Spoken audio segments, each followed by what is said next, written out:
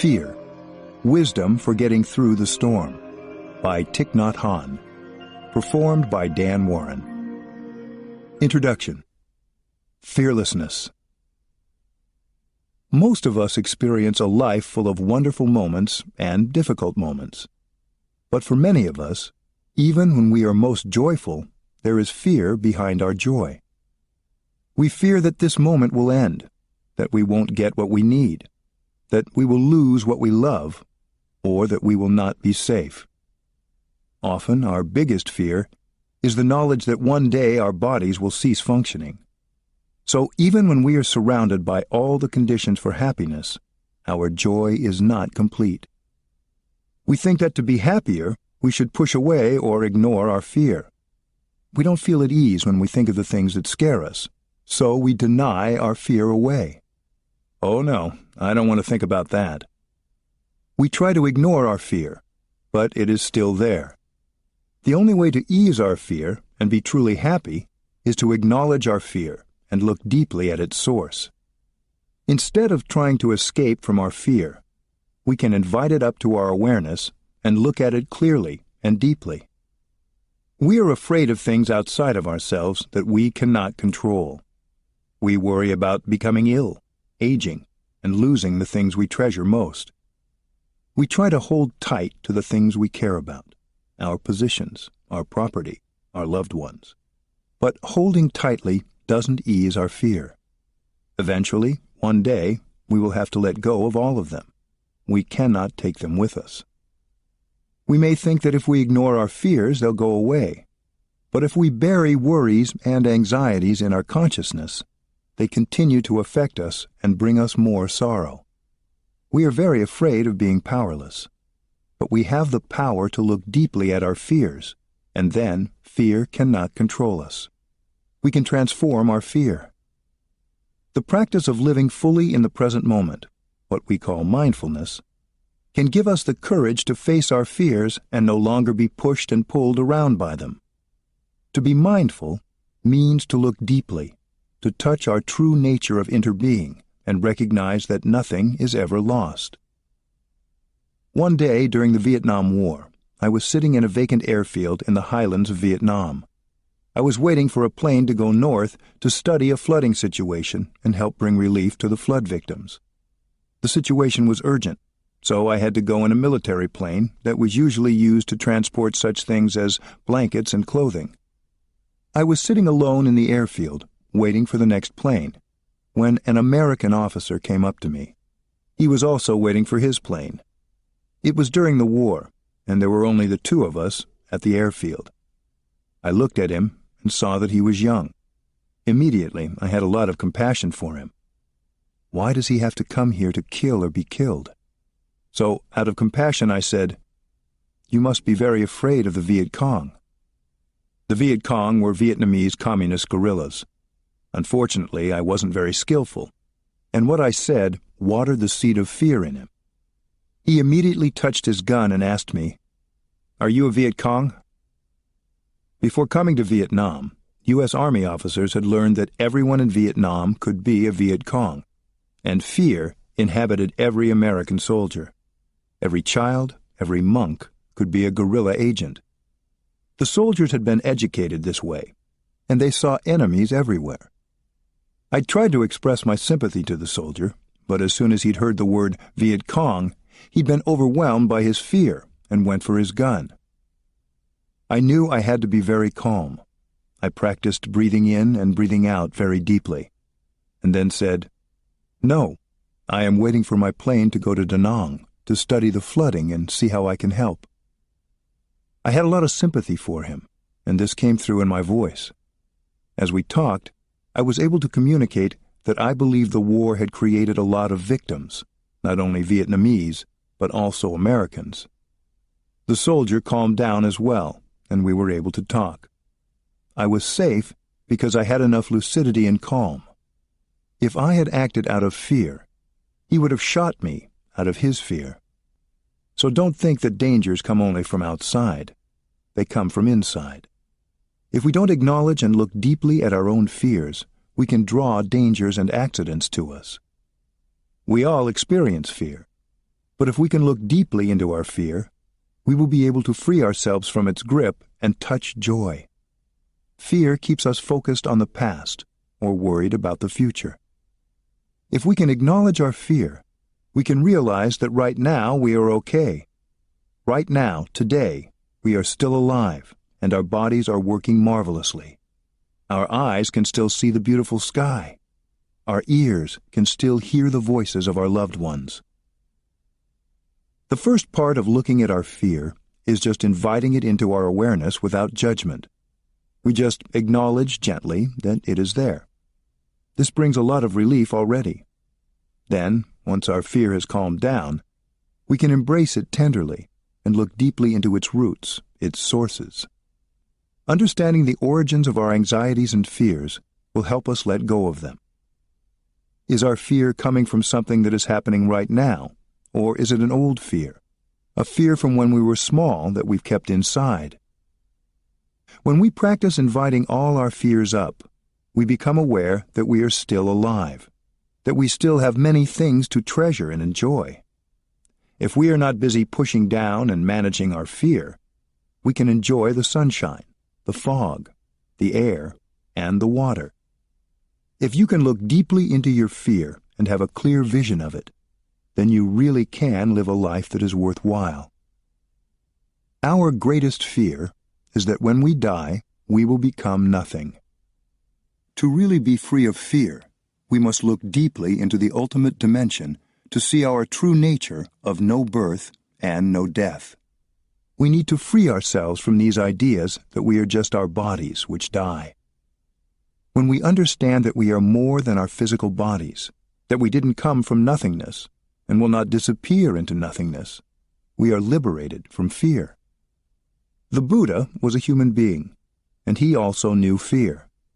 But because he spent each day practicing mindfulness and looking closely at his fear, when confronted with the unknown, he was able to face it calmly and peacefully. There is a story about a time the Buddha was out walking, and Angulimala, a notorious serial killer, came upon him. Angulimala shouted for the Buddha to stop, but the Buddha kept walking slowly and calmly. Angulimala caught up with him and demanded to know why he hadn't stopped. The Buddha replied, "Angulimala, I stopped a long time ago. It is you who have not stopped." He went on to explain, "I stopped committing acts that cause suffering to other living beings. All living beings want to live. All fear death. We must nurture a heart of compassion and protect the lives of all beings." Startled, Angulimala asked to know more. By the end of the conversation, Angulimala vowed never again to commit violent acts and decided to become a monk. How could the Buddha remain so calm and relaxed when faced with a murderer? This is an extreme example, but each of us faces our fears in one way or another every day. A daily practice of mindfulness can be of enormous help. Beginning with our breath, beginning with awareness, we are able to meet whatever comes our way. Fearlessness is not only possible, it is the ultimate joy. When you touch non-fear, you are free. If I am ever in an airplane and the pilot announces that the plane is about to crash, I will practice mindful breathing. If you receive bad news, I hope you will do the same. But don't wait for the critical moment to arrive before you start practicing to transform your fear and live mindfully. Nobody can give you fearlessness. Even if the Buddha were sitting right here next to you, he couldn't give it to you. You have to practice and realize it yourself. If you make a habit of mindfulness practice, when difficulties arise, you will already know what to do. A time before.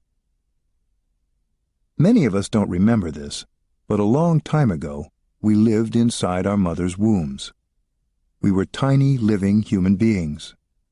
There were two hearts inside your mother's body, her own heart and your heart.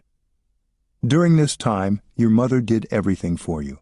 She breathed for you, ate for you, drank for you. You were linked to her through your umbilical cord. Oxygen and food came to you through the umbilical cord, and you were safe and content inside of your mother. You were never too hot or too cold.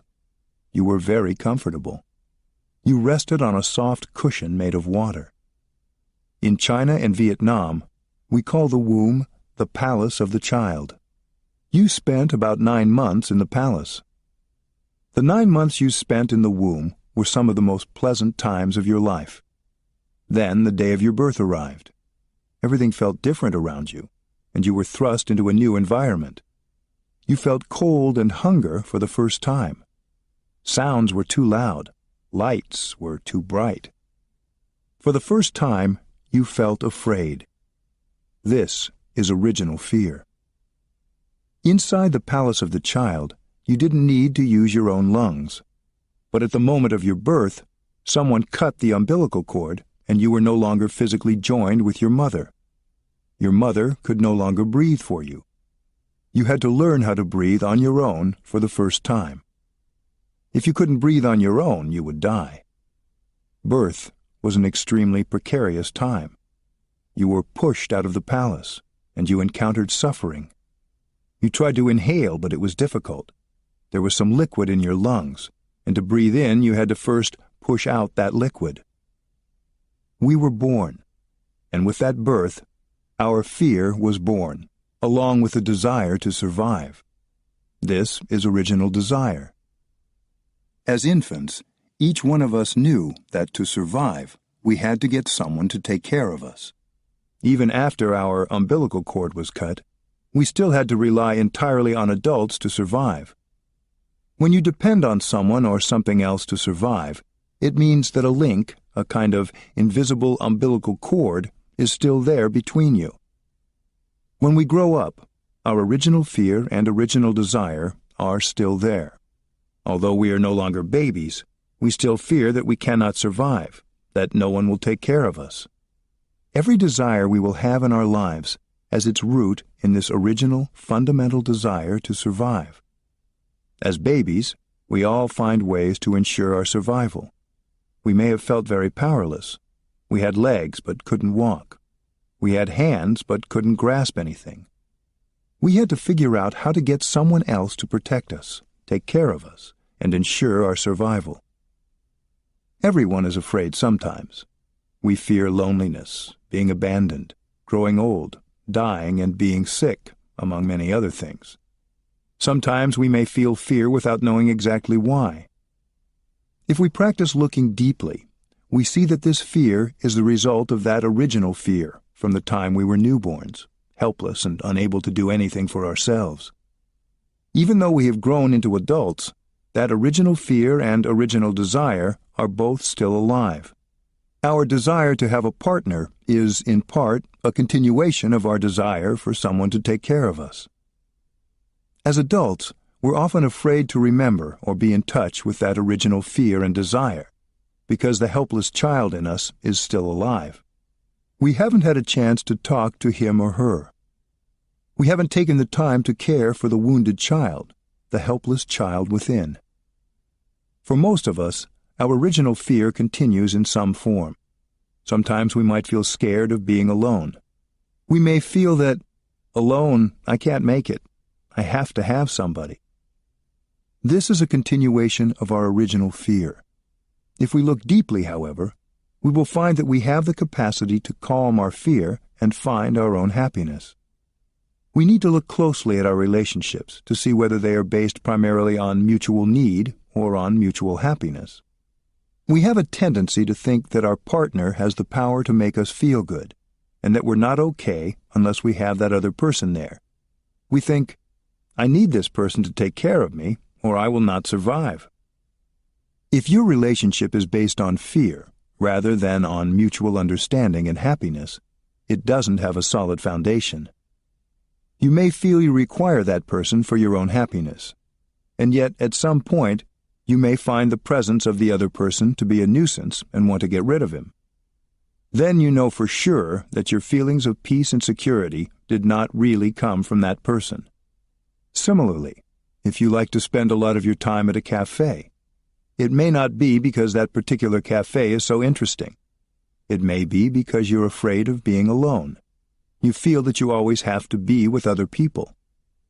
When you turn on the television, It may not be because there's a fascinating program you want to see. It's because you're afraid of being alone with yourself. If you're afraid of what other people might think of you, it comes from that same place. You're afraid that if others think negatively about you, they won't accept you, and you'll be left all alone, in danger. So if you need others to always think well of you, that is a continuation of that same original fear. If you regularly go shopping to buy yourself new clothes, it's because of that same desire. You want to be accepted by others. You're afraid of rejection. You're afraid you'll be abandoned and left alone, with no one to take care of you. We have to look deeply to identify the original primal fear and desire that are behind so many of our behaviors. Every one of the fears and desires that you have today is a continuation of original fear and desire. One day I was walking, and I felt something like an umbilical cord linking me to the sun in the sky.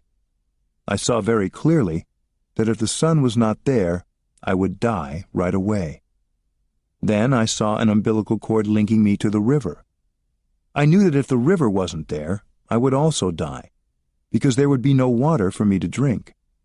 And I saw an umbilical cord linking me to the forest. The trees in the forest were creating oxygen for me to breathe. Without the forest, I would die. And I saw an umbilical cord linking me to the farmer who grows the vegetables, wheat and rice, that I cook and eat. When you practice meditation, you begin to see things that other people do not see. Although you don't see all these umbilical cords, they are there, linking you to your mother, your father, the farmer, the sun, the river, the forest, and so on. Meditation can include visualization. If you were to draw a picture of yourself with these many umbilical cords, you would discover that there are not only 5 or 10, but maybe hundreds or thousands of them, and you are linked to them all. In Plum Village, where I live in southwest France, we like to use gathas, short practice poems that we recite silently or out loud throughout the day, to help us live deeply every action of our daily life. We have a gatha for waking up in the morning, a gatha for brushing our teeth, and even gathas for using the car or the computer. The gatha we say as we serve our food goes like this: In this food, I see clearly the presence of the entire universe, supporting my existence. Looking deeply into the vegetables, we see sunshine is inside them, a cloud is inside, the earth is inside, and a lot of hard, loving work is also there in the food before us.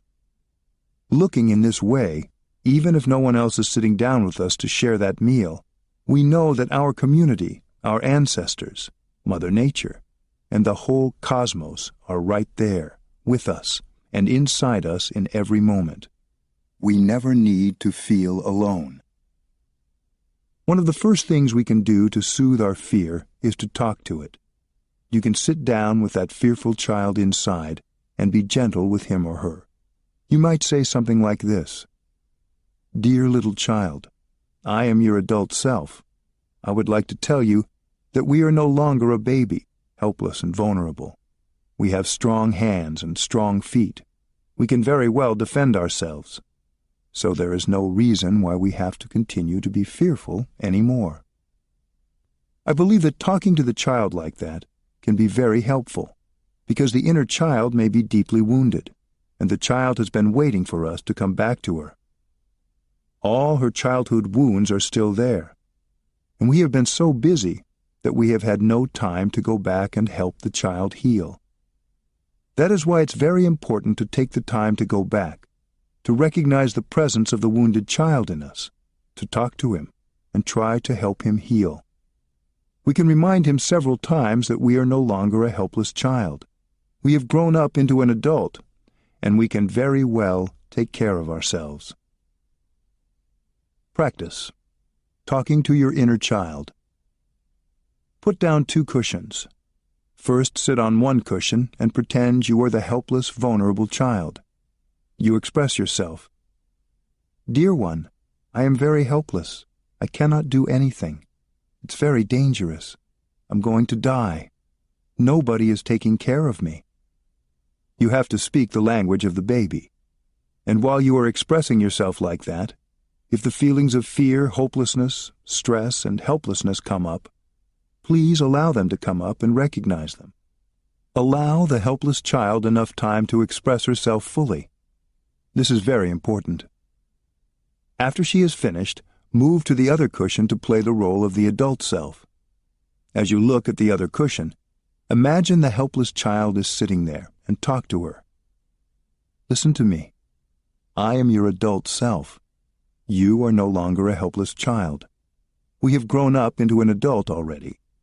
We have enough intelligence to protect ourselves, to survive by ourselves. We don't need someone to take care of us anymore. When you try this, you will see that the feeling of safety and security you want to feel doesn't need to come from clinging to another person or from constantly distracting yourself. Acknowledging and soothing the fear within is the first step in letting it go. Understanding that we are now safe is essential for those of us who have suffered abuse, fear, or pain in our past. Sometimes we may need a friend, a brother, a sister, a teacher, to help us not fall back into the past. We have grown up. We're now capable, not just of defending ourselves, but of living fully in the present moment and giving to others. Original fear. Many of us often find ourselves thinking of things that stir up feelings of fear and sorrow. We have all experienced some suffering in our past, and we often recall our past suffering. We revisit the past, reviewing it and watching the films of the past. But if we revisit these memories without mindfulness or awareness, every time we watch those images, we suffer again. Suppose you were abused as a young child. You suffered greatly. You were fragile and vulnerable. You were likely afraid all the time. You didn't know how to protect yourself. Perhaps in your mind you continued to be abused again and again, even though you are an adult now. You are no longer that child who was fragile and vulnerable, with no means of defense. Yet you continue to experience the suffering of the child, because you always revisit those memories, even though they are painful. There is a film, an image, stored in your consciousness. Every time your mind goes back to the past and you look at that image or watch that film, you suffer again. Mindfulness reminds us that it is possible to be in the here and now. It reminds us that the present moment is always available to us. We don't have to live events that happened long ago. Suppose someone slapped your face 20 years ago. That was recorded as an image in your subconscious. Your subconscious stores many films and images of the past, which are always being projected down there. And you have a tendency to go back and watch them again and again, so you continue to suffer. Every time you see that picture, you are slapped again and again and again. But that is only the past. You are no longer in the past. You are in the present moment. That did happen, yes, in the past. But the past is already gone. Now the only things left are pictures and memories. If you keep going back to the past to review those images, that is wrong mindfulness. But if we root ourselves in the present moment, we can look at the past in a different way and transform its suffering. Perhaps when you were a little child, people would sometimes take your toy away from you. You learned to cry, to try to manipulate the situation, or to smile so as to please your caretaker, to make her give back the toy. As a young child, you learn to produce a diplomatic smile. That's one way of dealing with the problem of survival. You learn without even knowing that you're learning. The feeling that you're fragile, vulnerable, unable to defend yourself, the feeling that you always need someone to be with you is always there. That original fear, and its other face, original desire, is always there. The infant, with his fear and his desire, is always alive in us. Some of us have depression and continue to suffer even if in the present situation everything looks all right. This is because we have a tendency to dwell in the past. We feel more comfortable making our home there, even if it holds a lot of suffering. That home is deep down in our subconscious, where the films of the past are always projected. Every night, you go back and watch those films and suffer. And the future you constantly worry about is nothing other than a projection of fear and desire from the past. Don't fear the past. Because it's so easy to be caught in the past, it's helpful to have a reminder to stay in the present. In Plum Village, we use a bell. When we hear the bell, we practice breathing in and out mindfully, and we say, "I listen to the bell. This wonderful sound brings me back to my true home." My true home is in the here and now.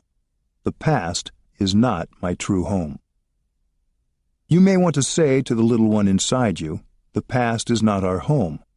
Our home is here, where we can really live our life. We can get all the nourishment and healing we need here in the present moment. Much of the fear, anxiety, and anguish that we experience is there because the inner child has not been liberated. That child is afraid to come out to the present moment, and so your mindfulness, your breath, can help this child to realize that she is safe and can be free. Suppose you go to the movies. From your seat in the audience, you look up at the screen. There is a story. There are people on the screen interacting with each other. And down there in the audience, you cry. You experience what's happening on the screen as real, and that's why you shed real tears and feel real emotions. The suffering is real. The tears are real. But when you come up to touch the screen, you don't see any real people. It's nothing but flickering light. You can't talk to the people on the screen. You can't invite them to have tea. You can't stop them or ask them a question. But yet, it can create real suffering in your body as well as your mind. Our memories can cause us real suffering, both emotionally and physically, even though they are not happening in the moment. When we recognize that we have a habit of replaying old events and reacting to new events as if they were the old ones, we can begin to notice when that habit energy comes up. We can then gently remind ourselves that we have another choice. We can look at the moment as it is, a fresh moment, and leave the past for a time when we can look at it compassionately. We can make the time and space, not in a busy moment but in a quiet time, to tell the suffering, wounded child inside us that she doesn't have to suffer anymore. We can take her hand and invite her to come into the present moment and witness all the wonders of life that are available here and now. Come with me, dear one. We have grown up. We no longer need to be afraid. We are no longer vulnerable. We are no longer fragile. We don't have to be afraid anymore. You have to teach the child in you. You have to invite him to come with you and live life with you in the present moment. Of course, we can mindfully reflect upon and learn from the past. But when we do this, we stay grounded in the present moment. If we are well grounded in the present moment, we can look skillfully at the past and learn from it without being sucked in and overwhelmed by it. Contemplating the future without fear. We likewise can prepare for the future without getting consumed by our plans. Often, we either don't plan at all, or we get caught up in obsessive planning because we fear the future and its uncertainty. The present moment is where we need to operate. When you are truly anchored in the present moment, you can plan for the future in a much better way. Living mindfully in the present does not preclude making plans. It only means that you know there's no use losing yourself in worries and fear concerning the future. If you are grounded in the present moment, you can bring the future into the present to have a deep look without losing yourself in anxiety and uncertainty. If you are truly present and know how to take care of the present moment as best you can, you are doing your best for the future already. The same is true about the past. The teaching and the practice of mindfulness do not forbid looking deeply into the past. But if we allow ourselves to drown in regret and sorrow concerning the past, that's not right mindfulness. If we're well established in the present moment, we can bring the past back to the present moment and have a deep look.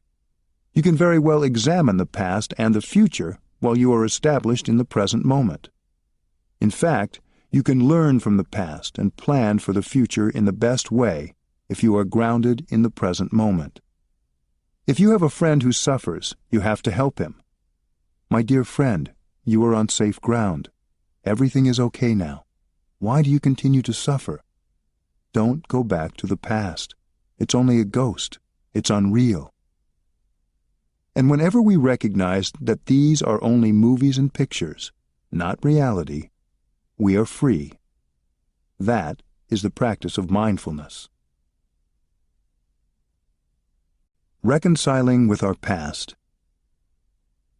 Our original fear isn't just from our own birth and childhood.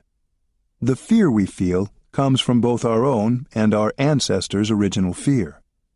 Our ancestors suffered from hunger and other dangers, and there were moments when they were extremely anxious. That kind of fear has been transmitted to us.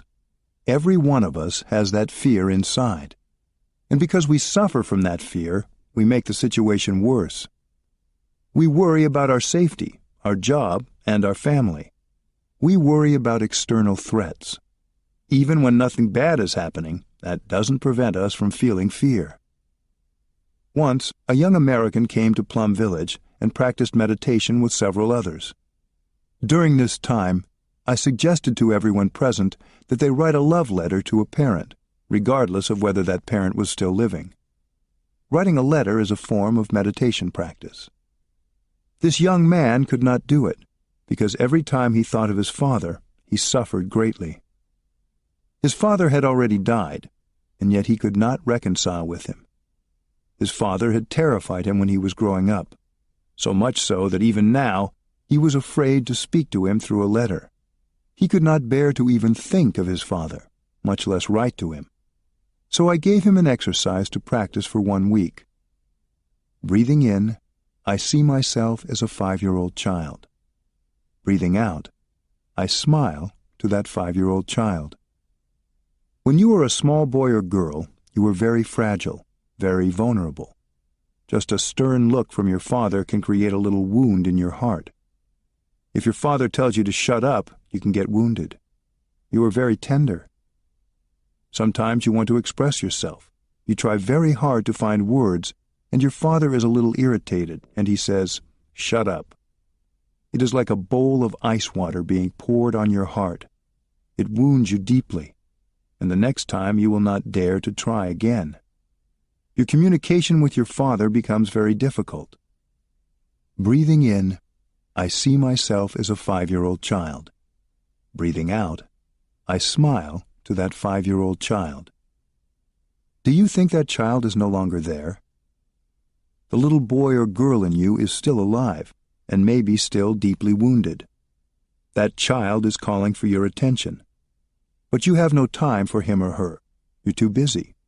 You conceive of yourself as an adult, but in fact, you are also that little girl or boy who is deeply wounded and afraid. So when you breathe in and see yourself as a small child who is fragile like that, compassion is born in your heart. And when you breathe out, you smile to him or her, and that is already a smile of understanding, of compassion. The little child inside you can suffer so much. When you were small, you were deeply affected by the decisions adults made around you. A child is very impressionable. Even before he or she is born, a child hears sounds and can distinguish shouting from singing. This is why, if you really care for your child, even when your child is not yet born, you will surround that child with love. Love should begin very early. There are many young people who say they hate their fathers or mothers. They sometimes tell me in strong, clear terms, "I don't want to have anything to do with him, with her." These people are so angry with their parents that they want to completely sever the relationship. Sometimes people have good reasons for separating themselves physically or emotionally from their parents, especially if their parents are abusive. Sometimes we fear that if we are around our parents, we will be too vulnerable and will get hurt again. But even if we refuse to see our parents or talk to them, We cannot separate ourselves completely from them. We are made from them. We are our fathers. We are our mothers. This is true even if we think we hate them. We are the continuation of our mothers and fathers. We can't extract that part of ourselves. To get angry with our parents doesn't change this. We are only getting angry with ourselves. We need to reconcile with the parents inside, talk to the parents inside, and look for a way to peacefully coexist. If we can realize this, reconciliation will be easy. We are capable of great change, both internally and also in our ability to influence the world around us. Because we are scared, we often think we don't know what to do. But we only need to practice mindful walking and mindful breathing to cultivate the energy of mindfulness and understanding. Understanding, when it comes, helps us release our fear, our anger, our hate, and so on. Love can only be born on the ground of understanding. When we say that body and mind are connected, this does not mean just your own individual body and mind. In you are all your blood ancestors and also your spiritual ancestors. You can touch the presence of your father and mother in each cell of your body. They are truly present in you, along with your grandparents and great-grandparents. Doing this, you know you are their continuation. You may have thought that your ancestors no longer existed, but even scientists say your ancestors are present in you, in the genetic heritage that is in every cell of your body. The same is true for your descendants. You will be present in every cell of their bodies, and you are present in the consciousness of everyone you have touched. Think of a plum tree. In each plum on the tree there is a pit. That pit contains the plum tree and all previous generations of plum tree. The plum pit contains an infinite number of plum trees. Inside the pit is an intelligence, a wisdom that knows how to become a plum tree, how to produce branches, leaves, flowers, and plums. It cannot do this on its own.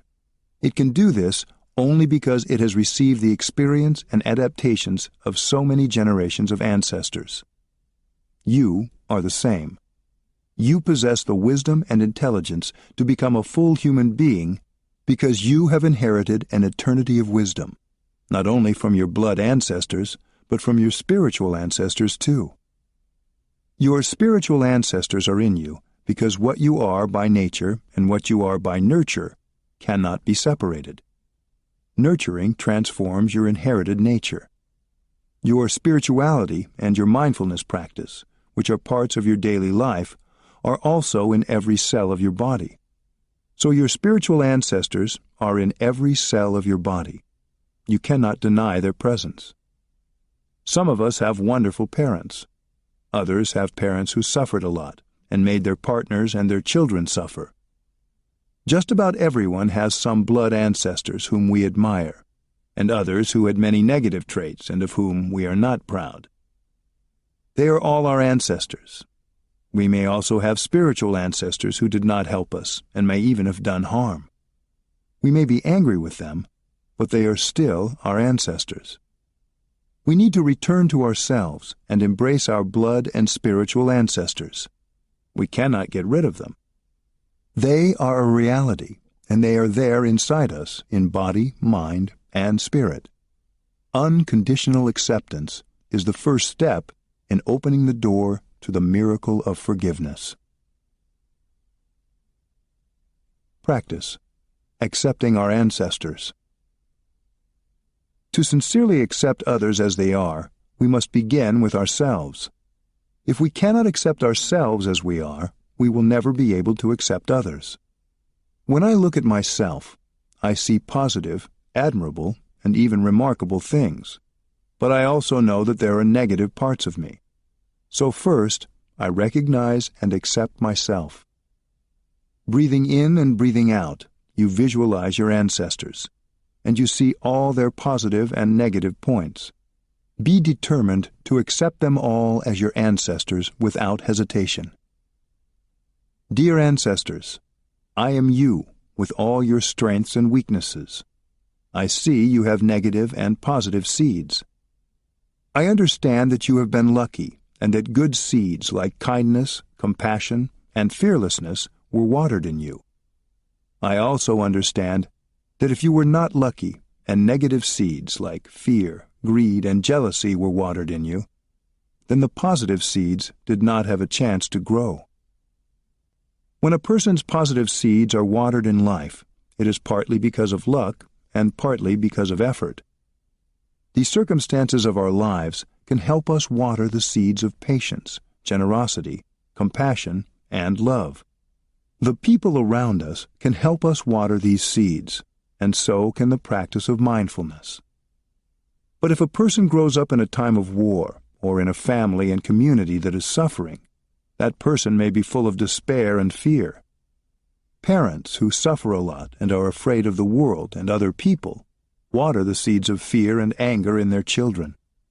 If children grow up embraced by security and love, the good seeds in them are nurtured and grow strong.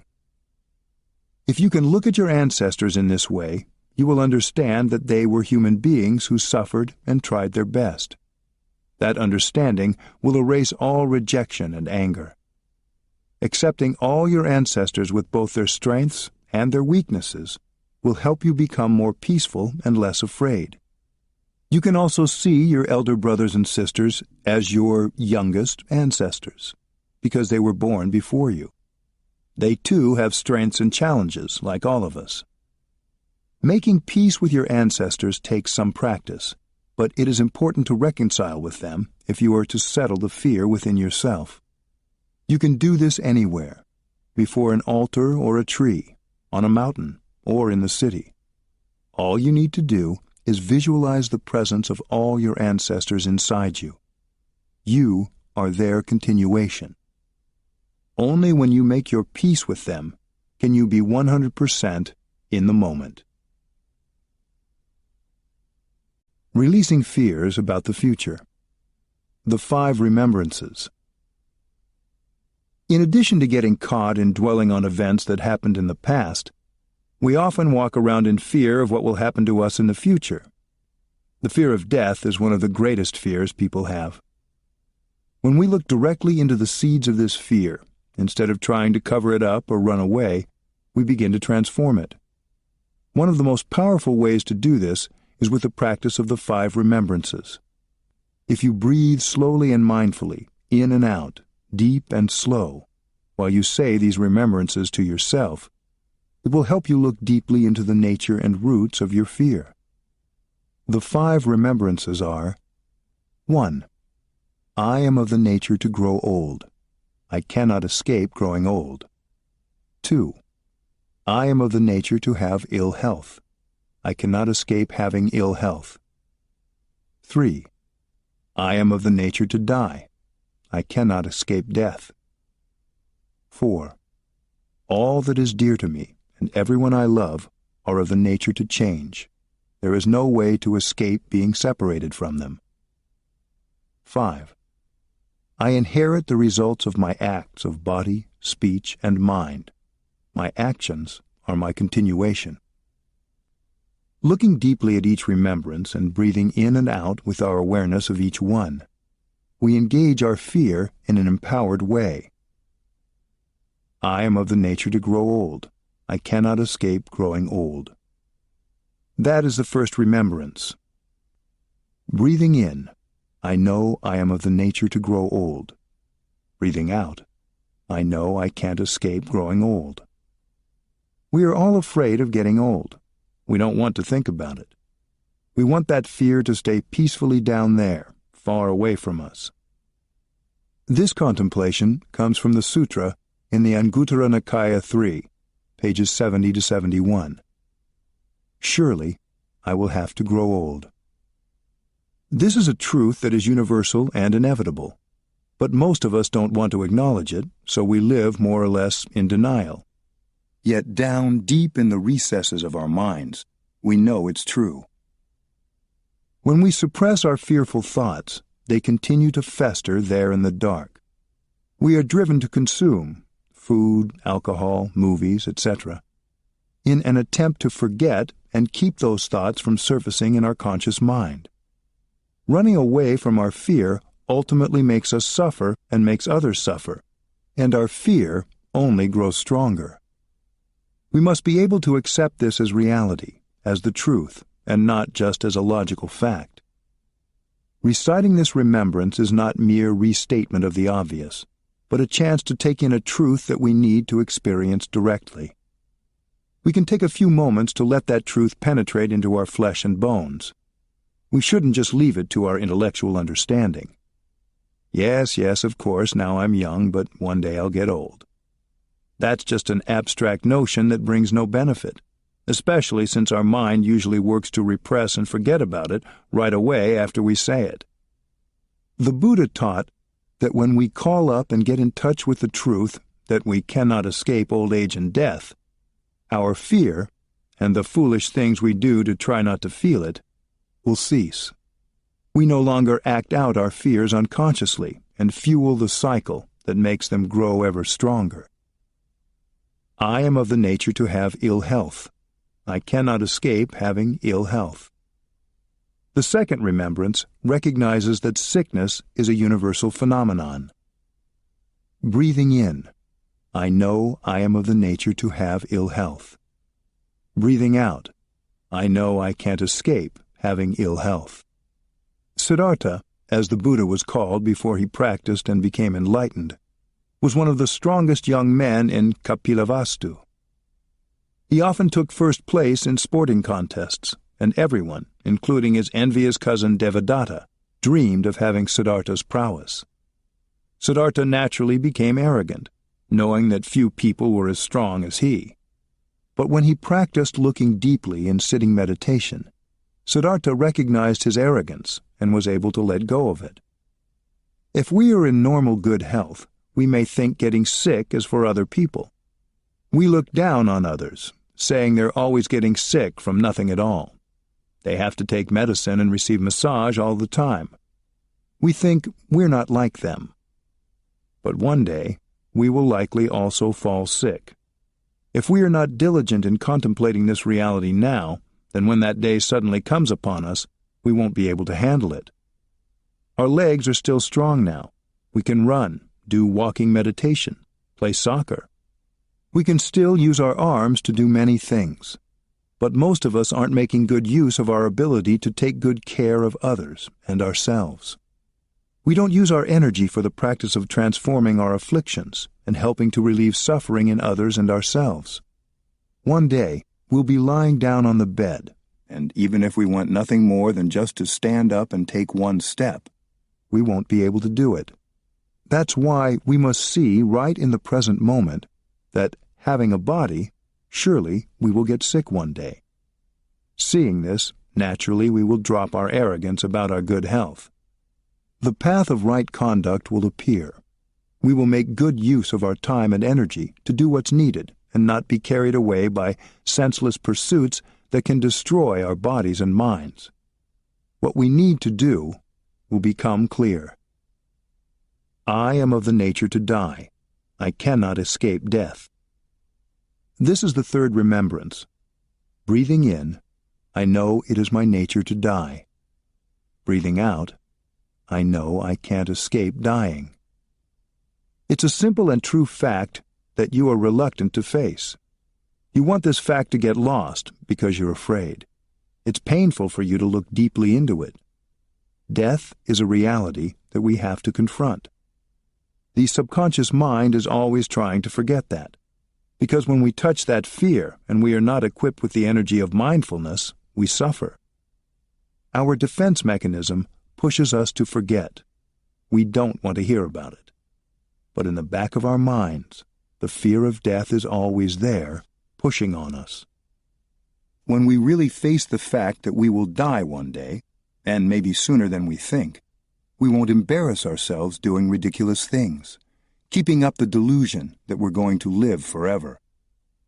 Contemplating our mortality helps us focus our energy into the practice of transforming and healing ourselves and our world. All that is dear to me and everyone I love are of the nature to change. There is no way to escape being separated from them. This is the fourth remembrance. Breathing in, I know that one day I will have to let go of everything and everyone I love. Breathing out, there is no way to bring them along. Everything that I cherish today I will have to leave behind tomorrow, whether it is my house, my bank account, my children, or my beautiful partner. Everything that I cherish today I will have to abandon. I cannot carry anything with me when I die. This is a scientific truth. What we cherish, what belongs to us today, won't be there tomorrow. We will have to take leave, not only of our most cherished objects, but also of the people we love. We can't take anything or anyone else with us in our death. Yet every day we strive to accumulate more and more money, knowledge, fame, and everything else. Even when we reach 60 or 70 years of age, we keep grasping for more knowledge, money, fame, and power. We know that the mementos and belongings we covet must all be abandoned one day.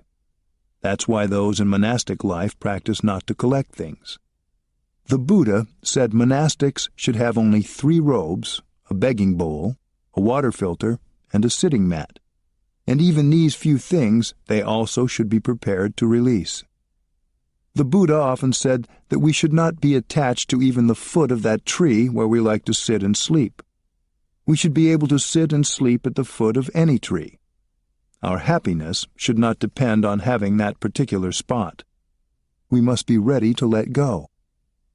If we practice and are able to release, we can be free and happy right now, today. If we can't let go, we will suffer, not only on the day when we're finally forced to do so, but right now, today, and every day in between, because fear will be constantly stalking us. There are old people who are still very greedy and stingy, like Scrooge, continuing to hoard everything. This is a shame. It's not because they're not smart enough to see that someday soon, maybe in just a few months, they'll have to let go of everything. It's because covetousness has become a habit. Throughout their lives, they've been seeking happiness in accumulating things. Even just 3 months before they pass away, that habit is still strong and prevents them from letting go. There's a Vietnamese legend about a rich man named Thich Nhat Hanh, who was very proud because his storehouse had everything that could be found in the king's storehouse. He congratulated himself for having as much gold and treasure as the king himself, maybe even more. The king asked Thich Nhat Hanh one day whether he was sure he was the richer man. Thich Nhat Hanh was so sure of himself, he wagered that if there was anything in the king's storehouse that wasn't in his own storehouse, he would give everything he owned to the king. This is the arrogance of wealth. With the king's ministers witnessing, the challenge began. Indeed, everything the king displayed, Thich Nhat Hanh also had. But at the end of the day, there was one thing the king had that Thich Nhat Hanh didn't have: a broken cooking pot. That broken cooking pot couldn't be used to make soup, but could be used to make fish or tofu dishes. The Minister of Justice declared that Thich Nhat Hanh had lost his wager. Thich Nhat Hanh had to deliver on his vow and give all his property to the king. He was so upset that he turned into a lizard, always clicking his tongue. We don't want to become Thich Nhat Hanh, searching for happiness in the accumulation of material things. The Buddha once told the monastics to look up at the sky at night to see the moon, and he asked them whether they saw how great the moon's happiness was as it traveled in the vast open space. As practitioners, we should allow ourselves to be free as the moon. If we are attached to obtaining more and more wealth, fame, power, sex, and love, we lose our freedom. I inherit the results of my acts of body, speech, and mind. My actions are my continuation. The fifth remembrance reminds us that when we die, the only things that continue us are our thoughts, words, and actions, that is, our karma.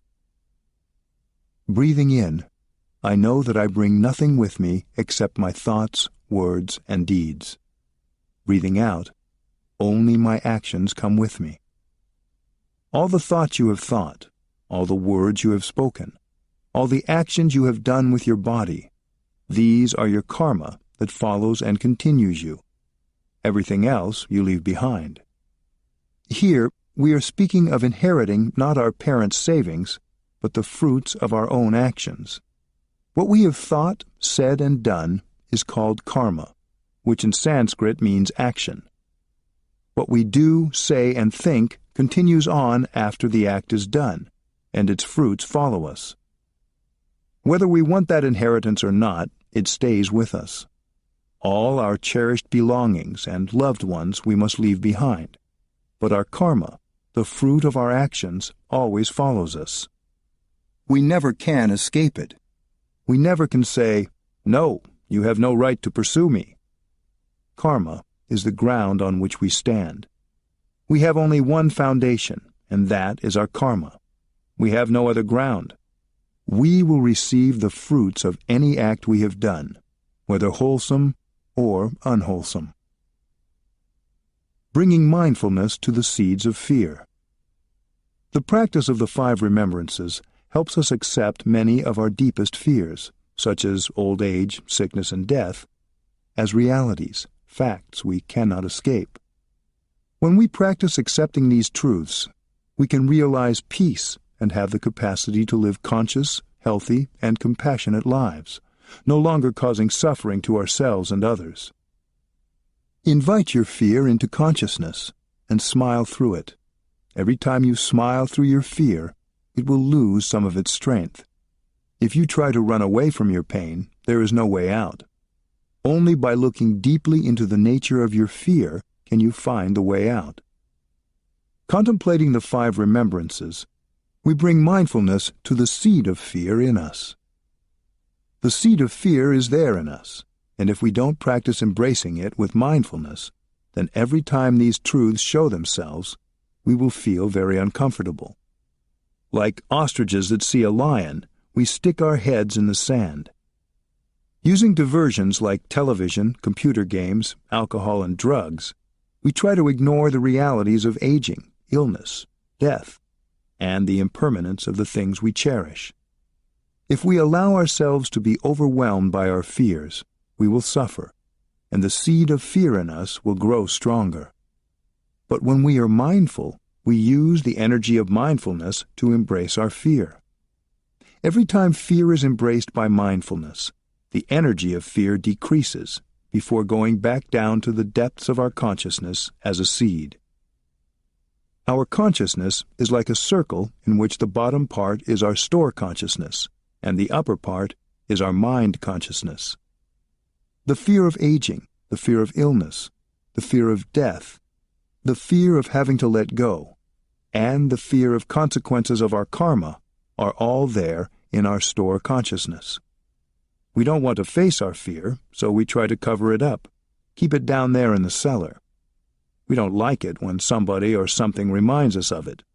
We don't want it showing itself in our mind consciousness. Mindfulness is the opposite of this tendency. We must invite these things up into our mind consciousness every day and tell them, "My dear, I am not afraid of you. I'm not afraid of my fear. It is my nature to grow old.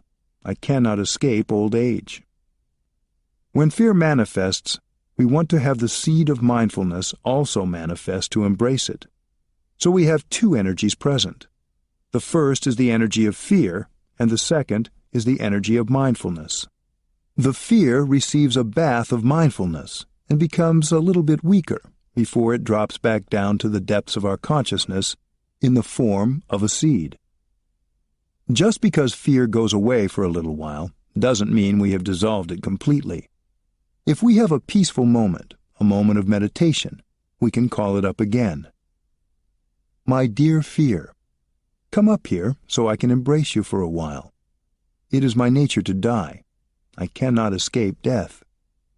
We can stay with our fear for 5, 10, 20, or 30 minutes, depending on our needs, and use the energy of mindfulness to embrace our fear.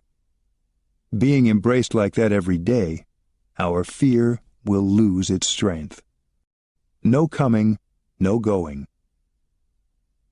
Our greatest fear is that when we die, we will become nothing.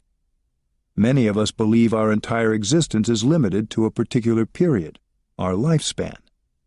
We believe it begins when we are born, when, out of being nothing, we become something, and it ends when we die and become nothing again. So we are filled with a fear of annihilation. But if we look deeply, we can have a very different understanding of our existence. We can see that birth and death are just notions. They're not real. The Buddha taught that there is no birth and no death. Our belief that these ideas about birth and death are real creates a powerful illusion that causes us a great deal of suffering. When we understand that we can't be destroyed, we're liberated from fear. It's a huge relief. We can enjoy life and appreciate it in a new way. When I lost my mother, I suffered a lot. The day she died, I wrote in my journal, "The greatest misfortune of my life has happened." I grieved her death for more than a year.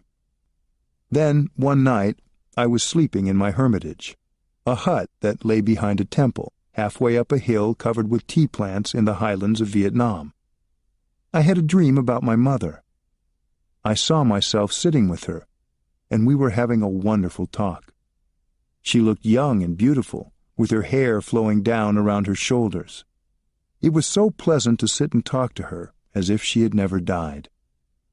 When I woke up, I had a very strong feeling that I had never lost my mother.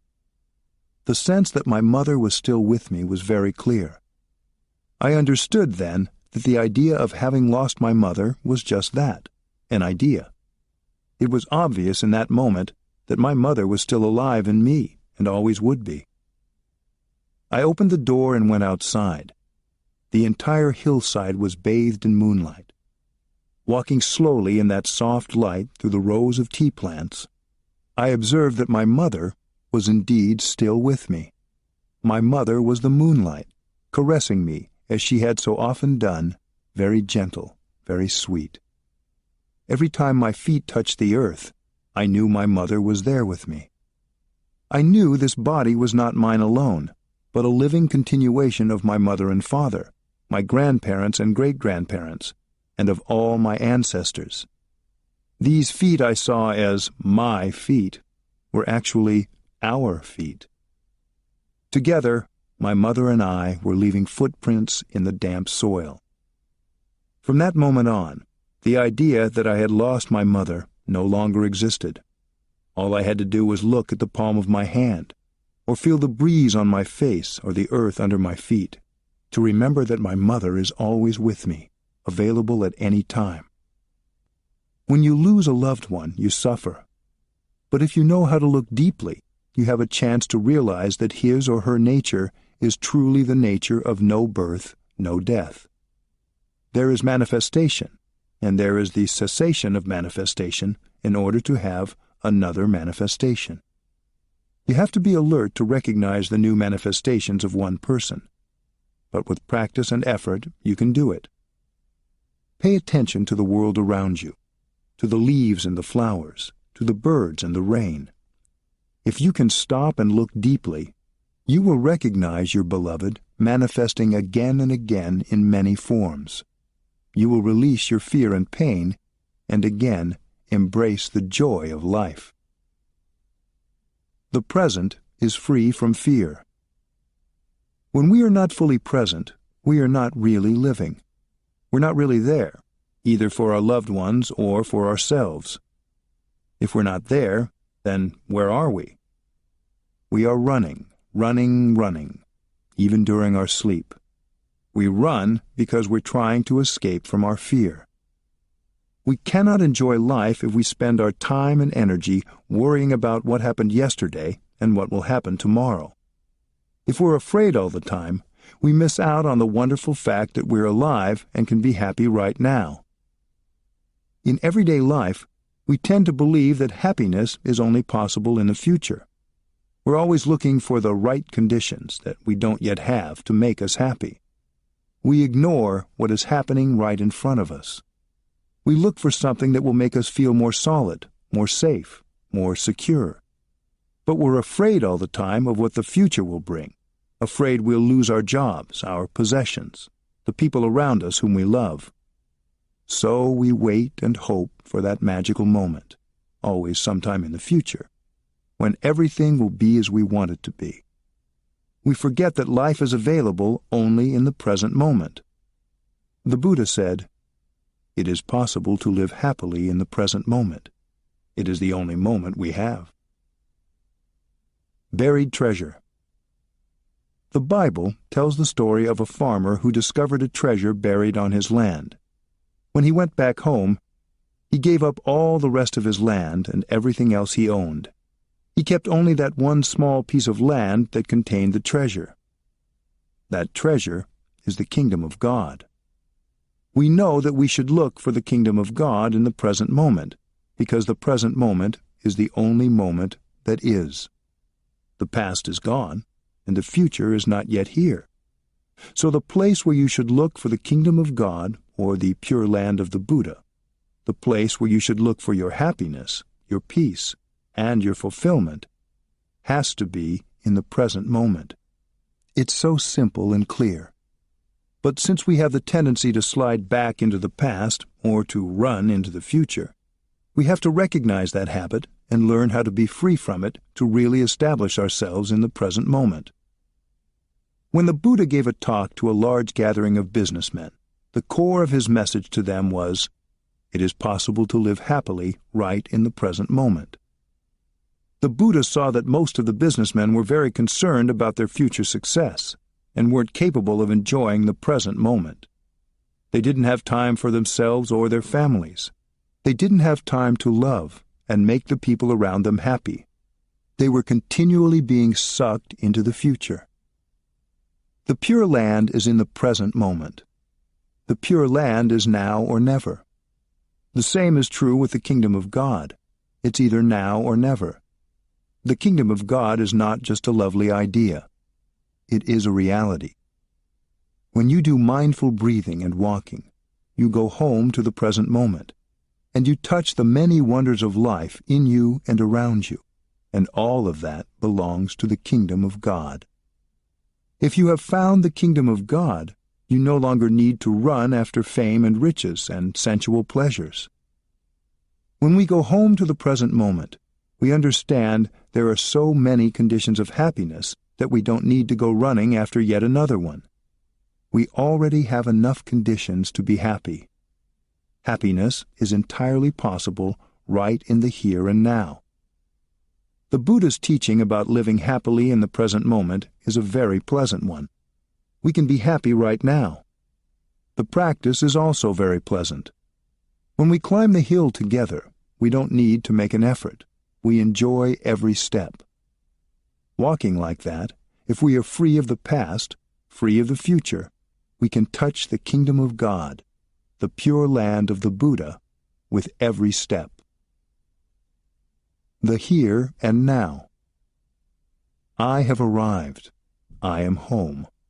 In the here, in the now. I am solid. I am free. In the ultimate I dwell. When we come back to the here and now, we recognize the many conditions of happiness that already exist. The practice of mindfulness is the practice of coming back to the here and now to be deeply in touch with ourselves and with life. We have to train ourselves to do this. Even if we're very intelligent and grasp the principle right away, we still have to train ourselves to really live this way. We have to train ourselves to recognize the many conditions for happiness that are already here. You can recite the preceding poem as you breathe in and out. You can practice this poem when you drive to your office. You may not have arrived at your office, but even while driving, you have already arrived at your true home, the present moment. When you arrive at your office, this is also your true home. In your office, you are also in the here and now. Just practicing the first line of the poem, I have arrived, I am home, can make you very happy. Whether you are sitting, walking, watering the vegetable garden, or feeding your child, It is always possible to practice, I have arrived, I am home. I have run all my life. I am not going to run any more.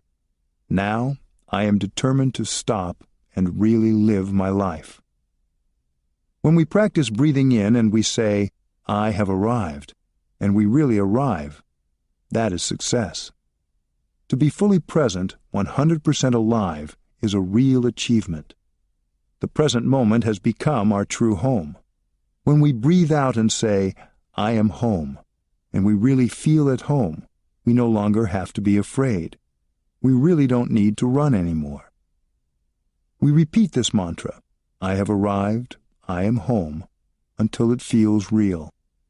We repeat breathing in and out and taking steps until we are firmly established in the here and now. The words should not be an obstacle. The words only help you concentrate and keep your insight alive. It is the insight that keeps you home, not the words. The two dimensions of reality. If you have succeeded in arriving at home, truly dwelling in the here and now, you already have the solidity and freedom that are the foundation of your happiness. Then you are able to see the two dimensions of reality, the historical and the ultimate. To represent the two dimensions of reality, we use the images of the wave and water. Looking at the dimension of the wave, the historical dimension, we see that the wave seems to have a beginning and an end. The wave can be high or low compared to other waves. The wave might be more or less beautiful than other waves.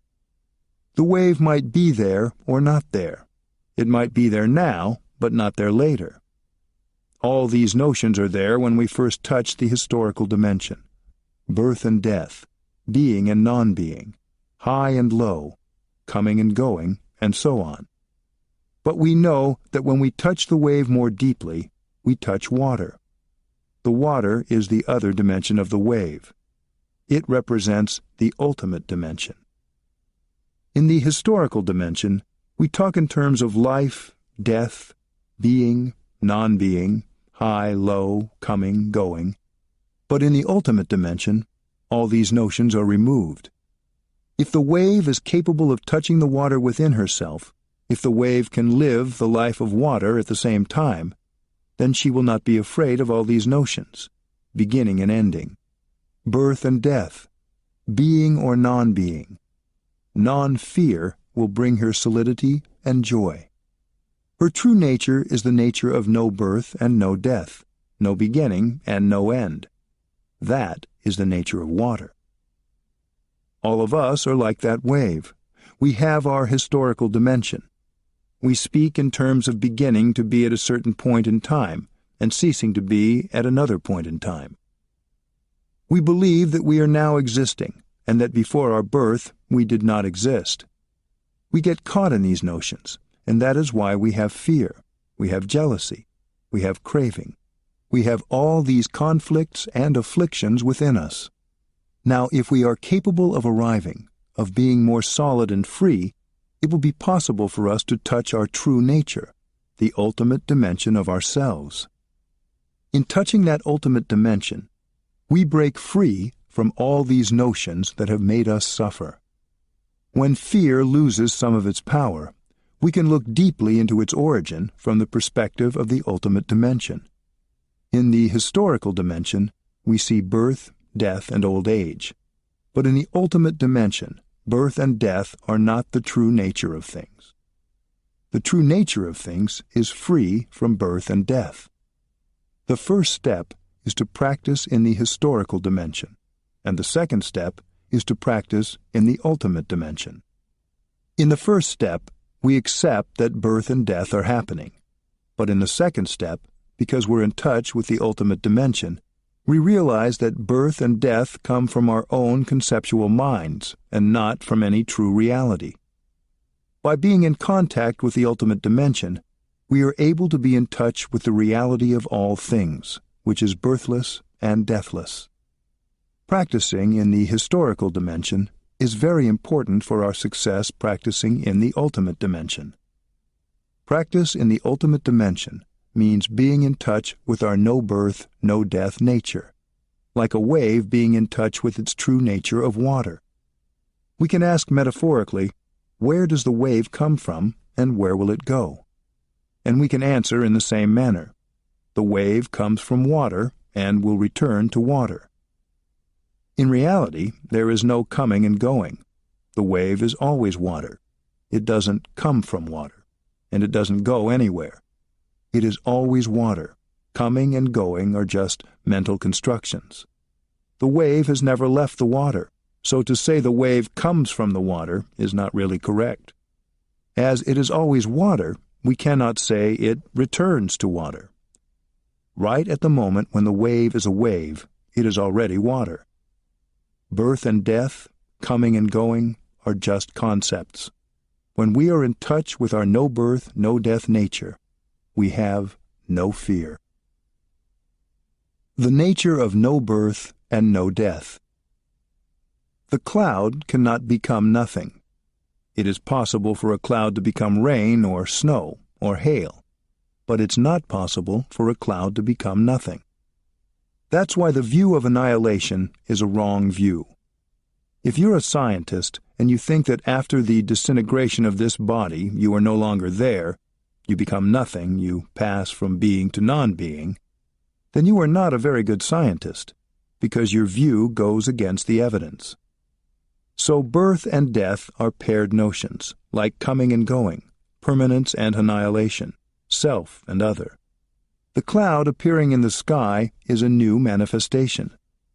Before assuming the form of a cloud, the cloud was water vapor, produced from water in the ocean and the heat of sunlight. You can call it her previous life. So being a cloud is only a continuation. A cloud has not come from nothing.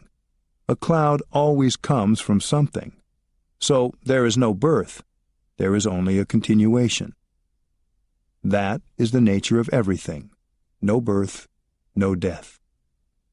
The 18th century French scientist Antoine Lavoisier declared, "Rien ne se crée, rien ne se perd." Nothing is created. Nothing is lost. Lavoisier saw the same truth that the Buddha saw, that nothing is born and nothing dies. Our true nature is no birth and no death. Only when we touch our true nature can we transcend the fear of non-being, the fear of annihilation. When conditions are sufficient, something manifests, and we say that it exists. When one or two conditions are no longer there, and the thing is not manifesting in the same way, we say that it does not exist. To qualify something as existing or not existing is not correct. In reality, there is no such thing as totally existing or totally not existing. No coming, no going. For many of us, these notions of birth and death, coming and going, cause our greatest pain. We think the person we loved came to us from somewhere and has now gone away somewhere. But our true nature is the nature of no coming and no going. We have not come from anywhere, and we will not go anywhere. When conditions are sufficient, we manifest in a particular way. When conditions are no longer sufficient, we no longer manifest in that way. This doesn't mean that we don't exist. If we're afraid of death, it's because we don't understand that things do not really die. There's a tendency for people to think that they can eliminate what they don't want. They can burn down a village. They can kill a person. But destroying someone doesn't reduce that person to nothing. They killed Mahatma Gandhi. They shot Martin Luther King Jr. But these people are still among us today. They continue to exist in many forms. Their spirit goes on. Therefore, when we look deeply into ourself, into our body, our feelings, and our perceptions, when we look into the mountains, the rivers, or another person, we have to be able to see and touch the nature of no birth and no death in them. This is one of the most important practices in the Buddhist tradition. Impermanence. According to Buddhist wisdom, the view of immortality or permanence is a wrong view. Everything is impermanent. Everything is changing. Nothing can be the same forever. So permanence is not the true nature of anything. But to say that when we die there is nothing left is a wrong view too. Immortality and annihilation are also paired opposites. Immortality is a wrong view because so far we have not seen anything like that. Everything we observe is impermanent, always changing. But annihilation is also a wrong view. Suppose we speak of the death of a cloud. You look up in the sky and don't see your beloved cloud anymore, and you cry, "Oh, my beloved cloud, you are no longer there. How can I survive without you?" And you weep. You are thinking of the cloud as having passed from being into non-being, from existence into non-existence. But the truth is, it's impossible for a cloud to die.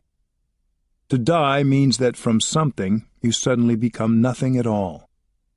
To die means that from someone you suddenly become no one. But we've seen that this is not the case. That's why when we celebrate someone's birthday, instead of singing "Happy Birthday to you," it may be better to sing "Happy Continuation Day to you." Your birth was not your beginning, but only your continuation. You were here already, in other forms. Let's look at a piece of paper. Before the piece of paper appeared in this form, it was something else. It didn't come from nothing, because from nothing you can't suddenly become something. Looking deeply into the sheet of paper, we can see the trees, the soil, sun, rain, and cloud that nourish the trees, the lumberjack, and the paper mill. You can see the previous life of the sheet of paper. That is where the sheet of paper comes from. Taking the form of a sheet of paper is only its new manifestation. It's not really a birth. So the nature of the sheet of paper is no birth and no death. It's impossible for the sheet of paper to die. When you burn a sheet of paper, you see it transform into smoke, vapor, ash, and heat. The sheet of paper continues in other forms. So to say that after something disintegrates there's nothing left is a wrong view, called the view of annihilation.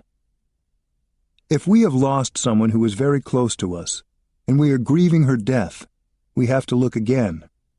That person still continues somehow, and we can do something to help her to continue more beautifully. She is still alive, inside us and around us. Looking in this way, we can still recognize her in different forms, just as we recognize the cloud in our cup of tea. When you drink your cup of tea with mindfulness and concentration, you understand that the cloud is right there in your tea, very close.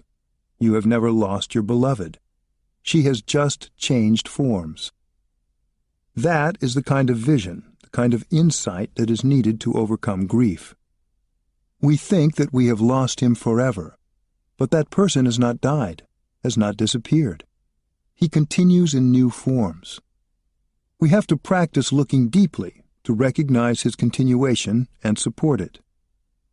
Darling, I know you were there somehow, very real to me. I am breathing for you. I am looking around for you. I enjoy life for you. And I know that you are still there very close to me, and you are in me. We transform our suffering and our fear into awakened insight, and we feel much better. When we overcome the notion of birth and death, we stop being controlled by fear. The notion of being and the notion of non-being can create a tremendous amount of fear. When the cloud disappears in the sky, it does not pass from being to non-being. It continues always. The nature of the cloud is no birth and no death. The nature of your beloved is like that, and you are also like that. Appreciating where we are. Imagine 2 astronauts go to the moon, and while they're there, there's an accident and their ship can't take them back to Earth. They have only enough oxygen for 2 days. There is no hope of someone coming from Earth in time to rescue them. They have only 2 days to live. If you were to ask them at that moment, "What is your deepest wish?" they would answer, "To be back home walking on our beautiful planet Earth." That would be enough for them. They wouldn't want anything else. They wouldn't think of being the head of a large corporation, a famous celebrity, or the President of the United States. They wouldn't want anything but to be back here, walking on Earth, enjoying every step, listening to the sounds of nature, or holding the hand of their beloved while contemplating the moon at night. We should live every day like people who have just been rescued from dying on the moon. We are on Earth now, and we need to enjoy walking on this precious, beautiful planet. Zen Master Linji said, "The miracle is not to walk on water or fire. The miracle is to walk on the earth." I cherish that teaching. I enjoy just walking, even in busy places like airports and railway stations. Walking like that, with each step caressing our Mother Earth, we can inspire other people to do the same. We can enjoy every minute of our lives. Finding solid ground. In our daily lives, our fear causes us to lose ourselves. Our body is here, but our mind is all over the place. Sometimes we plunge ourselves into a book, and the book carries us far away from our body and the reality where we are. Then, as soon as we lift our head out of the book, we're back to being carried away by worries and fear. But we rarely go back to our inner peace, to our clarity, to the Buddha nature in each of us, so that we can be in touch with Mother Earth. Many people forget their own body. They live in an imaginary world. They have so many plans and fears, so many agitations and dreams, and they don't live in their body. While we're caught in fear and trying to plan our way out of fear, we aren't able to see all the beauty that Mother Earth offers us. Mindfulness reminds you to go to your in-breath and to be totally with your in-breath, be totally with your out-breath. Bring your mind back to your body and be in the present moment. Look deeply straight in front of you at what is wonderful in the present moment. Mother Earth is so powerful, so generous, and so supportive. Your body is so wonderful. When you've practiced, and you are solid like the earth, you face your difficulty directly, and it begins to dissipate. Practice. Breathing in the present. Please take a moment to enjoy the simple practice of mindful breathing. Breathing in. I know that I am breathing in. Breathing out. I know that I am breathing out. If you do that with a little concentration, then you'll be able to really be there. The moment you begin to practice mindful breathing, your body and your mind begin to come back together. It takes only 10 to 20 seconds to accomplish this miracle, the oneness of body and mind in the present moment. And every one of us can do it, even a child. As the Buddha said, "The past no longer is. The future is not yet here. There is only one moment in which life is available, and that is the present moment." To meditate with mindful breathing is to bring body and mind back to the present moment, so that you do not miss your appointment with life. The gift of fearlessness. If you have a loved one who is facing death, she may be very afraid. If you want to be able to help your friend, you have to learn to cultivate your own non-fear. Non-fear is the basis of true happiness. And if you can offer non-fear to someone, you are giving that person the best kind of gift. If you can sit solidly with your friend during those difficult moments, you can help her die peacefully without fear. Non-fear is the cream of the Buddha's teaching. Practicing meditation, we can generate the energies of mindfulness and concentration. These energies will lead us back to the insight that nothing is really born or dies. We can truly remove our fear of death. When we understand that we cannot be destroyed, we are liberated from fear. It is a great relief. Non-fear is the ultimate joy. If we have fear, we can't be completely happy. If we're still running after the object of our desire, then we still have fear. Fear goes together with craving. We want to be safe and happy, so we begin to crave a particular person or object or idea, such as wealth or fame, that we think will guarantee our well-being. We can never fully satisfy our craving, so we keep running and we stay scared. If you stop running after the object of your craving, whether it's a person, a thing, or an idea, your fear will dissipate. Having no fear, you can be peaceful. With peace in your body and mind, you aren't beset by worries, and in fact you have fewer accidents. You are free. If we can model the ability to embody non-fear and non-attachment, it is more precious than any money or material wealth. Fear spoils our lives and makes us miserable. We cling to objects and people like a drowning person clings to any object that floats by. By practicing non-attachment and sharing this wisdom with others, we give the gift of non-fear. Everything is impermanent. This moment passes. The object of our craving walks away, but we can know happiness is always possible. Intoxicants. We do not want our fear, our anger, our pain, so we suppress it by filling up our lives with the things provided us by modern civilization: websites, games, films, music. All these items can contain many toxins that only serve to increase our sickness, our fear. Suppose you watch 1 hour of television. That seems like very little. But you know there can be a lot of violence, a lot of fear, and a lot of poisons in that 1 hour program. And you practice intoxicating yourself every day. You think you're getting some kind of relief, but while entertaining yourself, you continue to bring into the depths of your consciousness even more elements of pain and suffering. So the blocks of pain deep within you keep growing bigger and bigger. We intoxicate ourselves with what we consume every day. We let the television set be our children's babysitter, and our children get intoxicated every day by what they see and hear there. The Buddha terms these things poisons. There are poisons in us already, deep in our consciousness, and yet we open ourselves up to bring in even more poisons and toxins. Our environment is also deeply polluted by toxins. Practicing meditation means being aware of all that is going on, not only in our body, but also in the rest of the world. We are feeding ourselves and our children with poisons. That is what is happening in the present moment. If you notice this, you are awakened to the fact that we are intoxicating ourselves all day long. We have to find a way to stop consuming these intoxicants that feed our fear.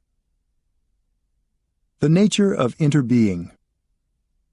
When we look deeply into a sheet of paper, we see that it's full of everything in the cosmos: the sunshine, the trees, the clouds, the earth, the minerals, everything, except for one thing.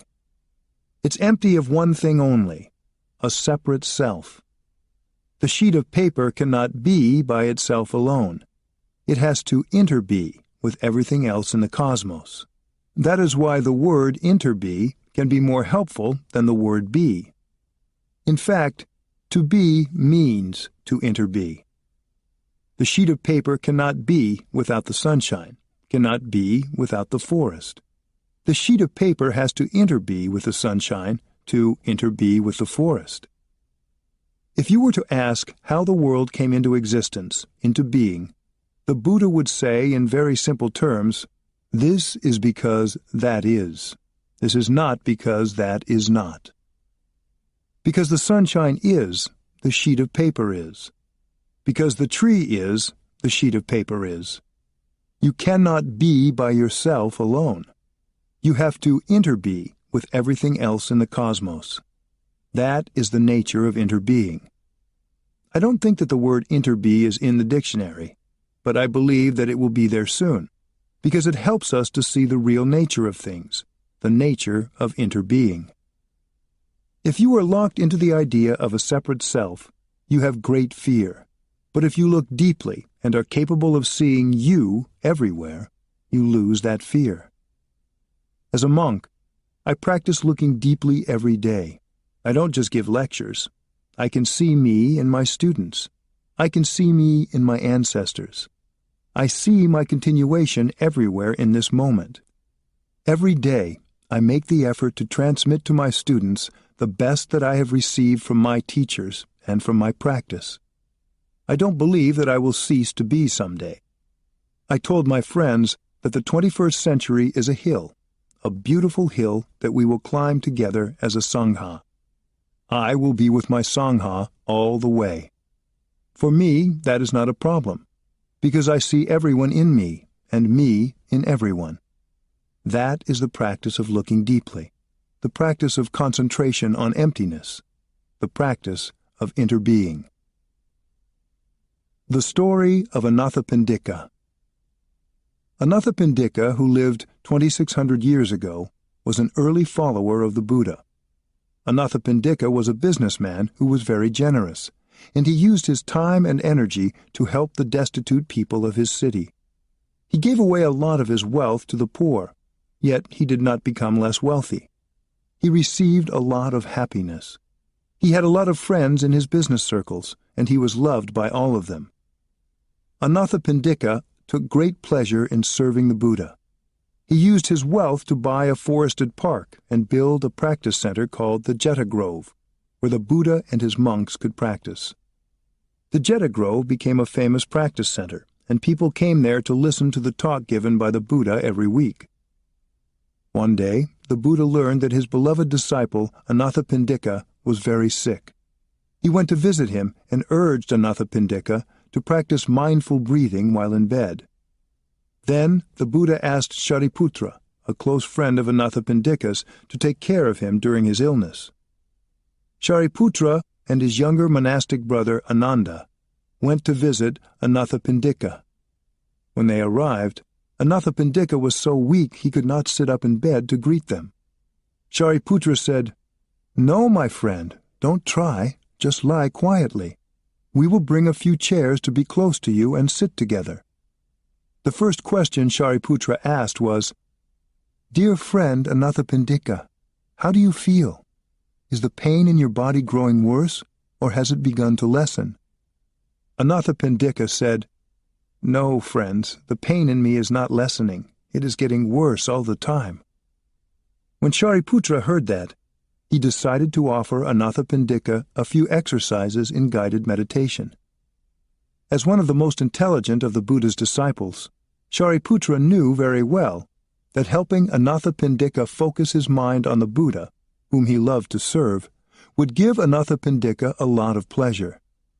Shariputra wanted to water the seeds of happiness inside Anathapindika, and he knew that talking about all the things that had made Anathapindika happy in his life would water those good seeds in him and lessen his pain in this critical time. Shariputra invited Anathapindika to breathe in and out mindfully and to focus his attention on his happiest recollections, his work for the poor, his many acts of generosity, and the love and compassion he shared with his family and his fellow students of the Buddha. In just 5 or 6 minutes, the pain that Anathapindika had been feeling throughout his body lessened, as the seeds of happiness in him were watered, and he smiled. Watering the seeds of happiness is a very important practice for those who are sick or dying. All of us have seeds of happiness inside us, and in those difficult moments when we're sick or dying, there should be a friend sitting with us to help us touch those seeds. Otherwise, seeds of fear, regret, or despair can easily sprout into big formations that overwhelm us. When Anathapindika was able to smile, Shariputra knew that the meditation had been successful. Shariputra invited Anathapindika to continue the guided meditation. "Dear friend Anathapindika, now it is the time to practice the meditation on the 6 senses.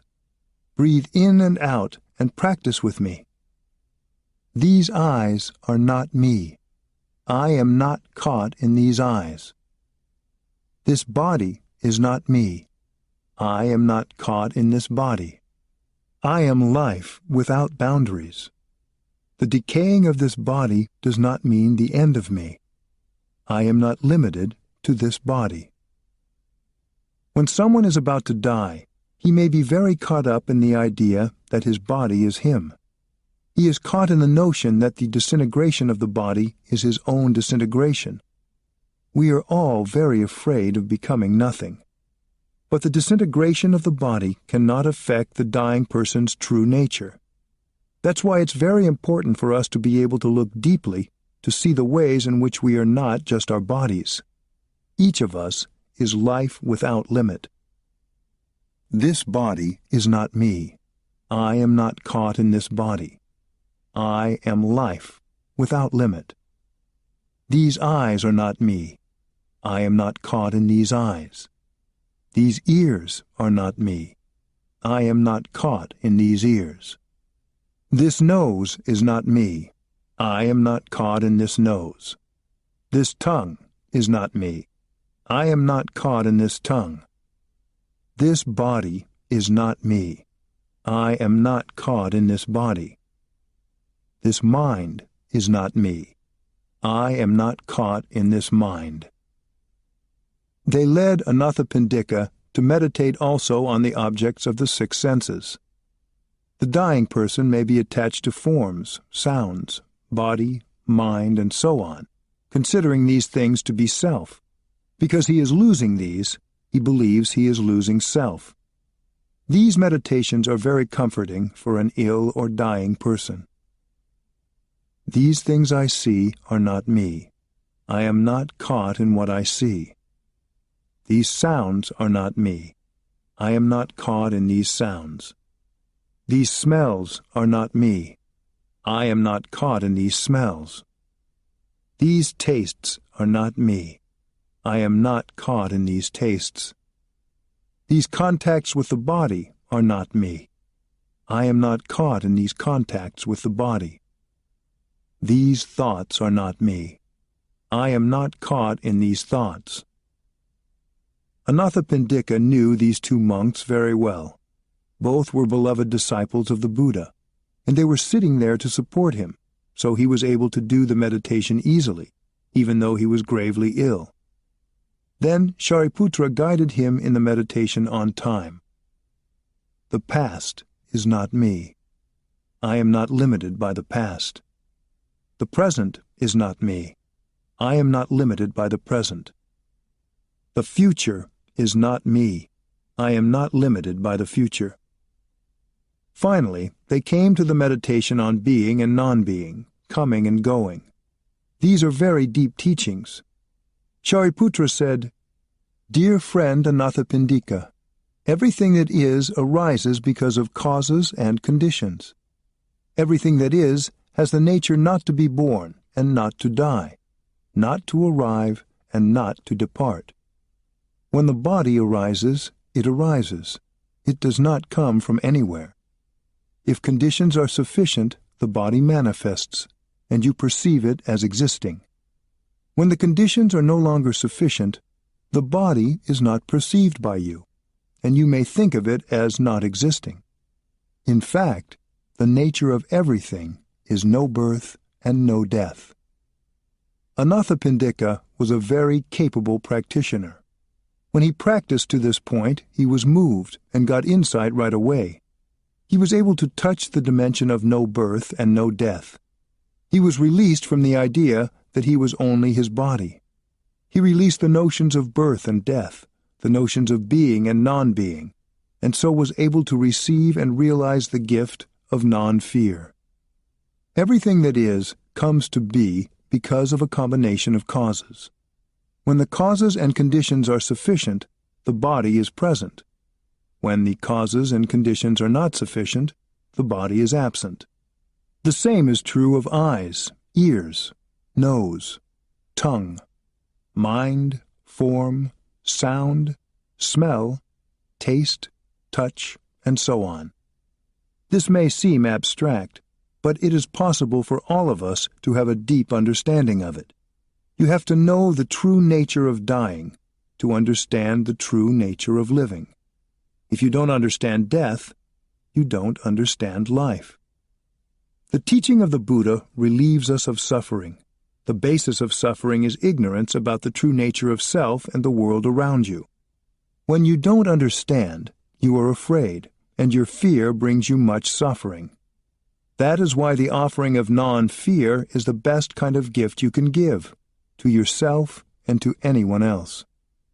The important practice, the practice of non-fear, involves looking deeply to relieve the deep fear that is always there.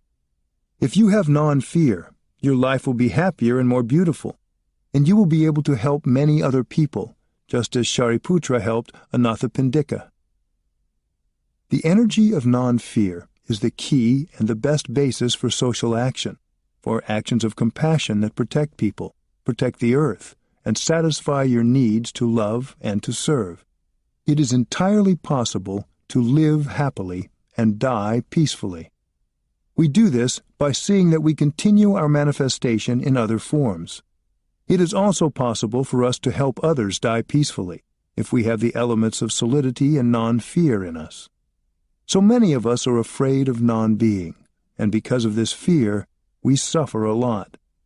That is why the reality that we are a manifestation and a continuation of many manifestations should be revealed to the dying person. We are then not affected by the fear of birth and death, because we understand that birth and death are just notions. This insight can liberate us from fear. If we know how to practice and penetrate the reality of no birth and no death, if we realize that coming and going are just ideas, and if our presence is solid and peaceful, we help the dying person to not be scared and not suffer much. We can help the person die peacefully. We can help ourselves live without fear and die peacefully when we understand that there is no dying, only continuation. There, in the last moments of his life, Anathapindika received the greatest gift of all, non-fear, and he died beautifully, peacefully, without pain or fear. The power of mindfulness. Every one of us has the capacity to be mindful, focused, understanding, and compassionate. That quality is inherent in everyone. You can call it Buddha nature. So when you say, "I take refuge in the Buddha," you don't mean that you take refuge in a kind of God that exists outside of you. It means that you have confidence in your capacity to understand and to love. When the Buddha was very old, just before he died, he said, "My dear friends, my dear disciples, don't take refuge in anything outside of you. In every one of us, there is a very safe island we can go to. Every time you go home to that island with mindful breathing, you create a space of relaxation, concentration, and insight. If you dwell on that island in yourself with your mindful breathing, you are safe. That is a place where you can take refuge whenever you feel fearful, uncertain, or confused." In Plum Village, we have a short poem put to music. That verse can be used to practice taking refuge. Breathing in, breathing out, Buddha is my mindfulness, shining near and shining far. When you practice being aware of your breathing, you generate the energy of mindfulness. This is called mindfulness of breathing. That energy of mindfulness is the Buddha, because a Buddha is made of mindfulness. And every one of us is capable of generating the energy of the Buddha. If you come from a Christian background, you may compare it to the Holy Spirit. The Holy Spirit can be described as the energy of God. With the practice of mindful walking and mindful breathing, you generate this powerful energy. You take refuge in that energy of mindfulness. It is a kind of light that shines forth and shows you clearly where you are and what is the next step you want to take. When you practice mindful breathing, the energy generated helps reduce the tension in your body and your feelings. There may be tension in your body, and there may be strong emotions in you, like fear and despair, The energy of mindfulness is embracing, calming, and releasing the tension and suffering. This energy calms you and eases your fear. Taking refuge in the island of self doesn't mean that you leave the world. It means that you go back to yourself, and you become more solid. It's possible to walk in the city and still be in the island of yourself. Your response to what's going on around you will be quite different if you are solid and not overwhelmed. There may be tension in your body. There may be strong emotions. When you practice mindful breathing, the energy of mindfulness helps release the tension in your body and your feelings and reduce the suffering. After 1 or 2 minutes of this concrete practice of taking refuge in the safe island within yourself, you feel calm. You no longer feel trapped in fear or despair, and those feelings are transformed. I practice this verse frequently. I have been using it for nearly 30 years already, and I continue to use it. The Buddha gave his teaching on the island of self when he was dying. He knew that many of his disciples would feel lost after he died, so he was trying to tell his disciples that they should look for the teacher within rather than relying on the teacher outside. That the body of the teacher may disintegrate, but the teaching has already entered the student. If you go back to the island of yourself, you will see the teacher in you. There's no real difference between inside and outside. In fact, when we're inside, we can be more in touch with the outside. If you're not there inside, if you're not yourself, there's no real contact with the world outside. The way out is in. If you get deeply in touch with the inside, you get in touch with the outside too. And if you're able to get deeply in touch with the outside, you can get in touch with the inside at the same time. Going back to your island generates mindfulness and concentration.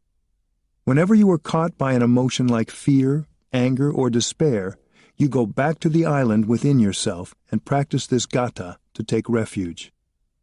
I'm sure that you will feel much better after some minutes of this practice.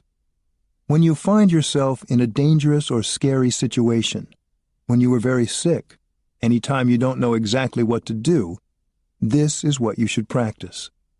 If everyone practiced this, there would be enough calm, peace, and clarity for us to get ourselves out of every difficult situation. The practice of taking refuge can bring us joy and peace in our daily lives. Cultivating the energy of mindfulness. Mindfulness is a kind of energy that can help bring our minds back to our bodies so that we can be established well in the here and now, so that we can deeply get in touch with life and its many wonders and truly live our lives. Mindfulness allows us to be aware of what is going on in the present moment, in our bodies, in our feelings, in our perceptions, in the world. We know that the morning is beautiful, the hills, the mist, the sunrise. We want to get in touch with that beauty and allow it into our hearts. We know this is very nourishing, but sometimes an emotion or feeling comes up that prevents us from enjoying what's happening in the here and now. While another person is able to let the mountains, the glorious sunrise, the beauty of nature, penetrate fully into his body and mind, we are blocked by our worries, our fear, and our anger, and the beauty of the sunrise cannot really enter us. Our emotions prevent us from getting in touch with the wonders of life, the kingdom of God, the pure land of the Buddha. What should we do in these circumstances? We think we have to remove that feeling or emotion to be free again, so the beautiful sunrise can penetrate us. We consider our fear, anger, and worries as enemies. We think that without them, we would be free, and that these feelings get in the way, so we cannot receive the nourishment we need. It is in moments like this that we stick to our mindful breathing and gently recognize our afflictions, whether anger, frustration, or fear. Suppose we are feeling worry or anxiety. We practice breathing in, I know that anxiety is in me. Breathing out, I smile to my anxiety. Maybe you have a habit of worrying. Even if you know it's neither necessary nor useful, you still worry. You'd like to ban worry and get rid of it. because you know that when you worry, you can't get in touch with the wonders of life and you can't be happy. So you get angry at your worry. You don't want it. But worry is a part of you, and that's why when your worry comes up, you have to know how to handle it tenderly and peacefully. You can do it if you have the energy of mindfulness. You cultivate the energy of mindfulness with mindful breathing and mindful walking, and with that energy, you can recognize and tenderly embrace your worry, fear, and anger. When your baby suffers and cries, you don't want to punish him or her because your baby is you. Your fear and anger are like your baby. Don't imagine that you can just throw them out the window. Don't be violent towards your anger, your fear, and your worries. The practice is simply to recognize them. Continue to practice mindful breathing and mindful walking.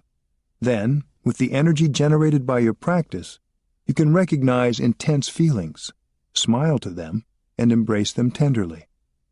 This is the practice of nonviolence with your worries, fear, and anger. If you get angry with your anger, it is multiplied 10 times. This is not wise. You already suffer a lot, and if you get angry with your anger, you will suffer more. A baby may not be pleasant when she cries and kicks, but her mother picks her up tenderly and holds her in her arms, and the mother's tenderness penetrates the baby. After a few minutes, the baby feels better and may stop crying. It's the energy of mindfulness that empowers you to recognize your pain and sorrow and embrace them tenderly. You feel some relief, and your baby is quiet. Now you can enjoy the beautiful sunrise and allow yourself to be nourished by the wonders of life around you, as well as inside you. Taking mindfulness with us. Like many of us, you may be in the habit of carrying your cell phone around with you everywhere you go. You think you can't live without your cell phone. You are fearful when you forget and leave your phone at home. You worry when your battery starts to run low. When we practice mindfulness, we can take our practice with us wherever we go, just like you take your phone with you. But mindfulness doesn't take up any space or make your bags any heavier, and your batteries never run down. Whenever you go somewhere, your practice goes with you. Our daily lives need to have a spiritual dimension to help us develop our capacity for taking good care of our pain and fear, as well as our happiness. If we practice mindfulness, we always have a place to be when we are afraid. If we nourish and cultivate our mindfulness practice, it will become vigorous and robust. Everywhere we go, we will have our practice, so we will have confidence, more confidence than our cell phones can bring us. We can stand firm through any difficulty. Everyone has the seed of mindfulness inside. Everyone is capable of breathing in mindfully, even very young people. Everyone can drink their tea mindfully. Everyone can take a step in mindfulness. When you're inhabited by the energy of mindfulness, you speak, eat, and walk in mindfulness. The energy of mindfulness is alive in you. Mindfulness carries within it the energy of concentration, so the seed of concentration is also in you. There are practices of concentration that can liberate us from fear, anger, and despair. Generating the energies of mindfulness and concentration in your daily life, you learn to transform your fear and anger and let go of suffering. And then, along with mindfulness and concentration, comes insight. Insight is wisdom, understanding. The seed of wisdom, of perfect understanding, is in each of us. Awareness is mindfulness, concentration, and insight. When I see you walking in mindfulness, with solidity, with happiness, I see the holiness in you. We might even call you your holiness. It's true. Every one of us has our holiness, because we have the Buddha inside of us. When the Buddha is alive inside us, we don't suffer, and happiness is possible. Learning to stop. The practice of meditation offered by the Buddha has two parts: stopping and looking deeply. The first part of meditation is stopping. If you're like most of us, since you were born, you've been running. Now it's a strong habit that many generations of your ancestors also had before you and transmitted to you. The habit of running, being tense, and being carried away by many things, so that your mind is not totally, deeply, peacefully in the present moment. You get accustomed to looking at things in a very superficial way, and being carried away by wrong perceptions and the negative emotions that result. This leads to behaving wrongly and making life miserable. The practice is to train yourself to stop. Stop running after all these things. Even if you don't have irritation, anger, fear, or despair, you're still running with this or that project, or this or that line of thinking, and you're not at peace. So even, or especially, at those times when you have no problem at all, train yourself to be here, to be relaxed, to stop, to come back to the wonders of the present moment. When your mind is still, you see things deeply. If you really practice stopping, then you don't need to practice looking deeply, because you'll be seeing things very deeply already. Stopping and looking deeply are one. They're two aspects of the same reality. If you're focused on something important, that forces your mind to be concentrated. And when you are concentrated, you're stopping and looking deeply.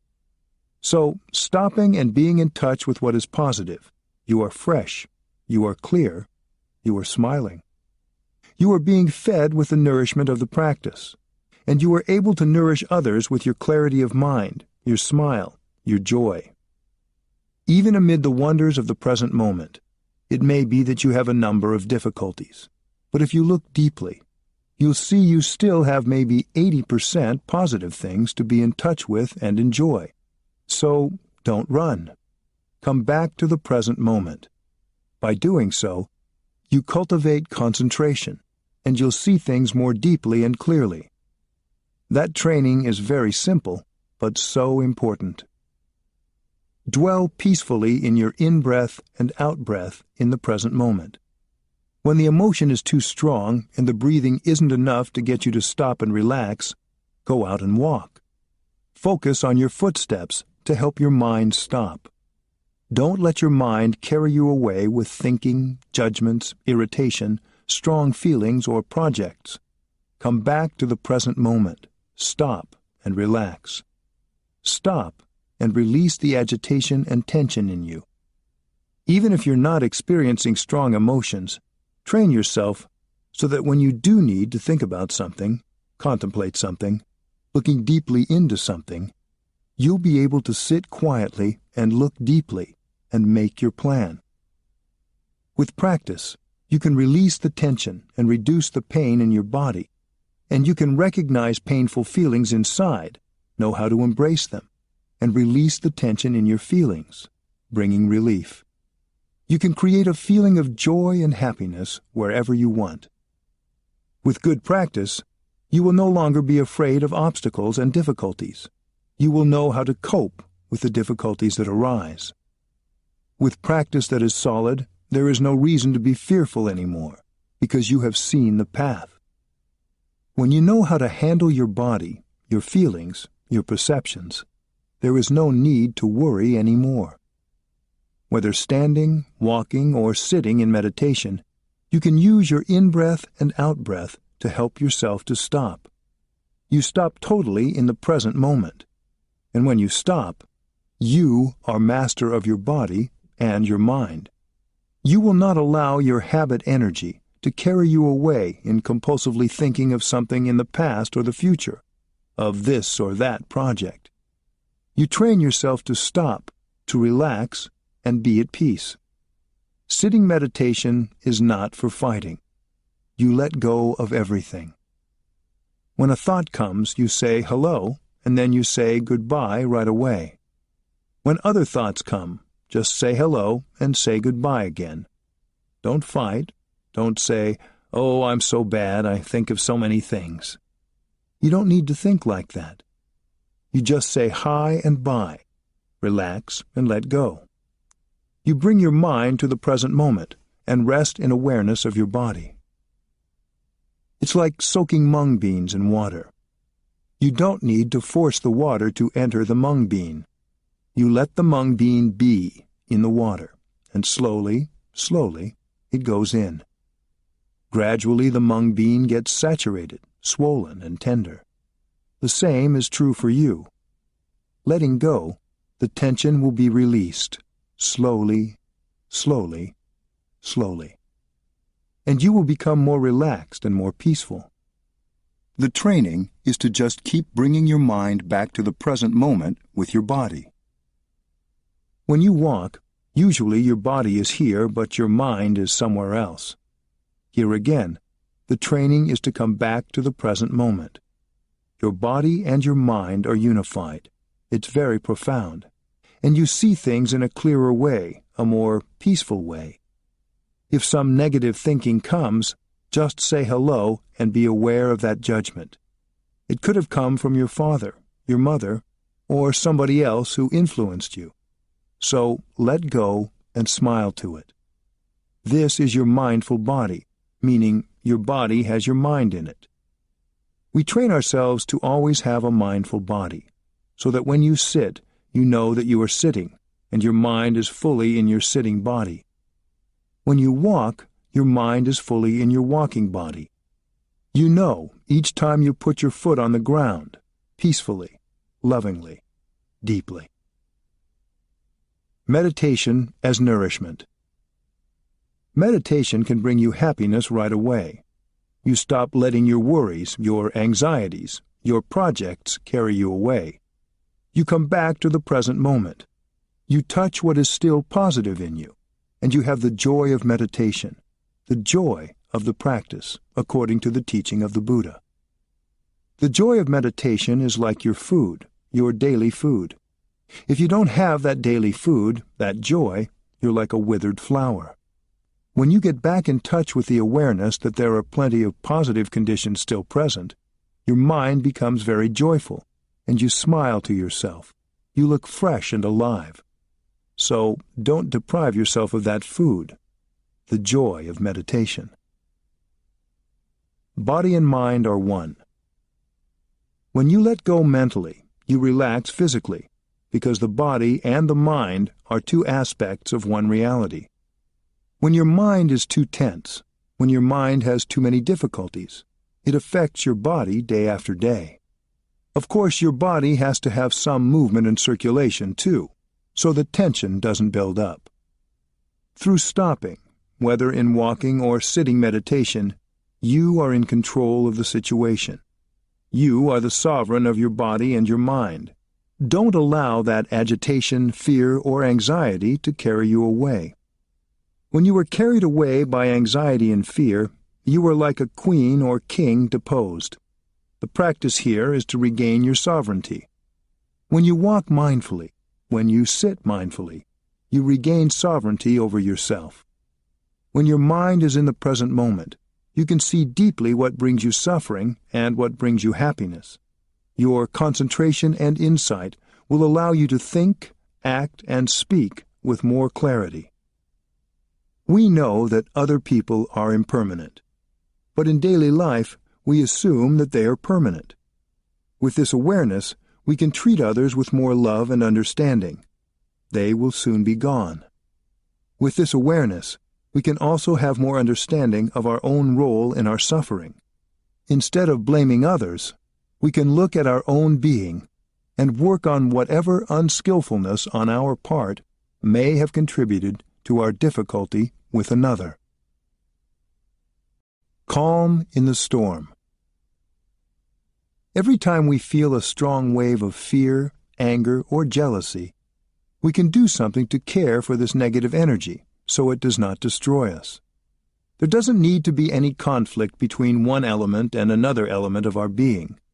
There should only be an effort of taking care and being able to transform. We need to have a non-violent attitude toward our suffering, our pain, our fear. When we have a strong emotion like fear or despair, it can be overwhelming.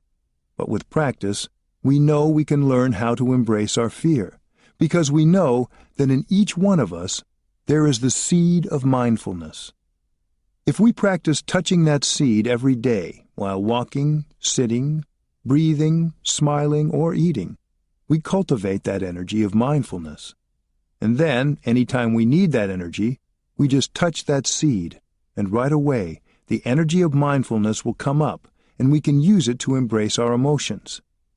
If we succeed just once in doing so, we will have a little more peace, and will be less afraid of that strong emotion the next time it comes up. Fear pays a visit. Suppose you have a lot of pain, sorrow, or fear down deep in your consciousness. Many of us have big blocks of pain and suffering in the depths of our consciousness that we cannot bear to look at. We have to keep ourselves very busy to ensure that these unwelcome guests do not come and pay us a visit. We busy ourselves with other guests. We pick up a magazine or a book to read. We turn on the television or we play music. We do anything and everything we can to fill our attention with something. That is the practice of repressing. Most of us adopt this embargo response. We do not want to open the door for our fear, our sorrow, and our depression to come up. So we bring in all manner of other things to occupy us. And there are always plenty of things available to help us distract ourselves from what's happening inside.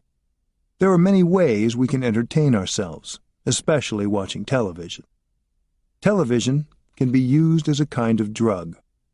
When the suffering in us is too much to bear, we sometimes turn on the television set to forget our pain. It fills our living room with images and sounds. Even if what we're watching isn't satisfying, we often don't have the courage to turn off the TV. Why? Because although it's uninteresting or even disturbing, we think it's better than going home to ourselves and touching the pain within. Distraction is the policy for many of us. Some of us choose to live in a television-free zone, like we have non-smoking zones or non-drinking zones. But many others of us practice television watching or video game playing to cover up our discomfort. I know one family that watched television shows every night. One day they went to the flea market and saw a Buddha statue. They bought it for the house, but since their house was small, there was no place to put the statue. So they decided to put it on top of the television set, as it was a clean and presentable spot. I happened to visit them just after they had installed the Buddha, and I said, "Dear friends, the statue and the television don't belong together because these two things are poles apart. The Buddha is for us to go home to ourselves, and the television is to help us run away from ourselves." Belly breathing. There are several simple methods for taking care of our strong emotions. One is belly breathing, breathing from the abdomen. When we are caught in a strong emotion like fear or anger, our practice is to bring our attention down to the abdomen. To stay on the level of the intellect is not safe. Strong emotions are like a storm, and to stand in the middle of a storm is very dangerous. Yet, that's what most of us do when we get upset. We stay out in the storm of our feelings, and they overwhelm us. Instead, we have to ground ourselves by bringing our attention downward. We focus on our abdomen and practice mindful breathing, just giving all of our attention to the rise and fall of the belly. Making it through the storm. When you look at a tree during a storm, you see that its branches and leaves are swaying back and forth violently in the strong wind. You have the impression that the tree will not be able to withstand the storm. You are like that when you're gripped by a strong emotion. Like the tree, you feel vulnerable. You can break at any time. But if you direct your attention down to the trunk of the tree, you see things differently. You see that the tree is solid and deeply rooted in the ground. If you focus your attention on the trunk of the tree, you realize that because the tree is firmly rooted in the soil, it cannot be blown away. Each of us, in a sitting or standing position, is like the tree. When the storm of your emotion is passing by, you should not stay in the thick of the storm, the level of the brain or the chest. When you are overwhelmed by strong emotions, Don't stay there. It's too dangerous. Bring your focus down to your navel, that is the trunk, the most solid part of yourself, and practice mindful breathing. Become aware of the rise and fall of your abdomen. Doing this in a stable position, such as the sitting position, you feel much better. Just breathe. Don't think of anything. Breathe through the movement, the rise and fall of your abdomen. Practice in this way for 10 or 15 minutes, and the strong emotion will pass on through. Emotions are only emotions. Meditation has two aspects. Stopping and calming is the first, and looking deeply to transform is the second. When you have enough energy of mindfulness, you can look deeply into any emotion and discover the true nature of that emotion. If you can do that, you will be able to transform the emotion. Of course, emotions have deep roots in us. They are so strong, we think we will not survive them if we let them be. We deny and suppress them until finally they explode and cause hurt to ourselves and others. But an emotion is just an emotion. It comes, it stays for a while, and then it goes away. Why should we hurt ourselves or others just because of one emotion? We are so much more than our emotions. If we know how to practice looking deeply, we will be able to identify and uproot the sources of our painful emotions. Just practicing embracing the emotions can already be very helpful. If, during the critical moment when the emotion is there, we know how and where to take refuge, if we are able to breathe in and out and focus our attention on the rise and fall of our abdomen for 15 or 20 or even 25 minutes, then the storm will roll away, and we will be aware that we can survive. When we succeed in surviving strong emotions, we experience a more solid peace of mind. Once we have got the practice, we are no longer afraid. The next time a strong emotion arises, it becomes easier. We already know that we can survive it. If we can relax when our strong emotions come, then we don't pass fear on to our children and to future generations. If we stay with our fear, suppressing it and then letting it explode, we are sharing that fear with the young people around us, and they will consume it and pass it on. But if we know how to handle our own fear, we will be more able to help our loved ones and our young ones handle theirs. We can be with them and say, "Darling, breathe in and out with me. Pay attention to the rise and fall of your belly." Because they have seen you do this, they will be more likely to listen to you. Because you are there and you offer your energy of mindfulness and your solidity. Your child or your partner will be able to cross the white water of emotion. She will know that with her loved one at her side, she, like you, can survive the strong emotion. Modeling calm in the face of fear and teaching young people how to weather their own storms, you are teaching a very valuable skill that might even save their lives in the future.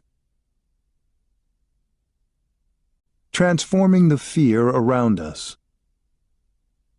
Many of us spend a lot of our time acting out of fear of the past or the present, and in doing that, we affect each other and the larger society. We create a culture of fear.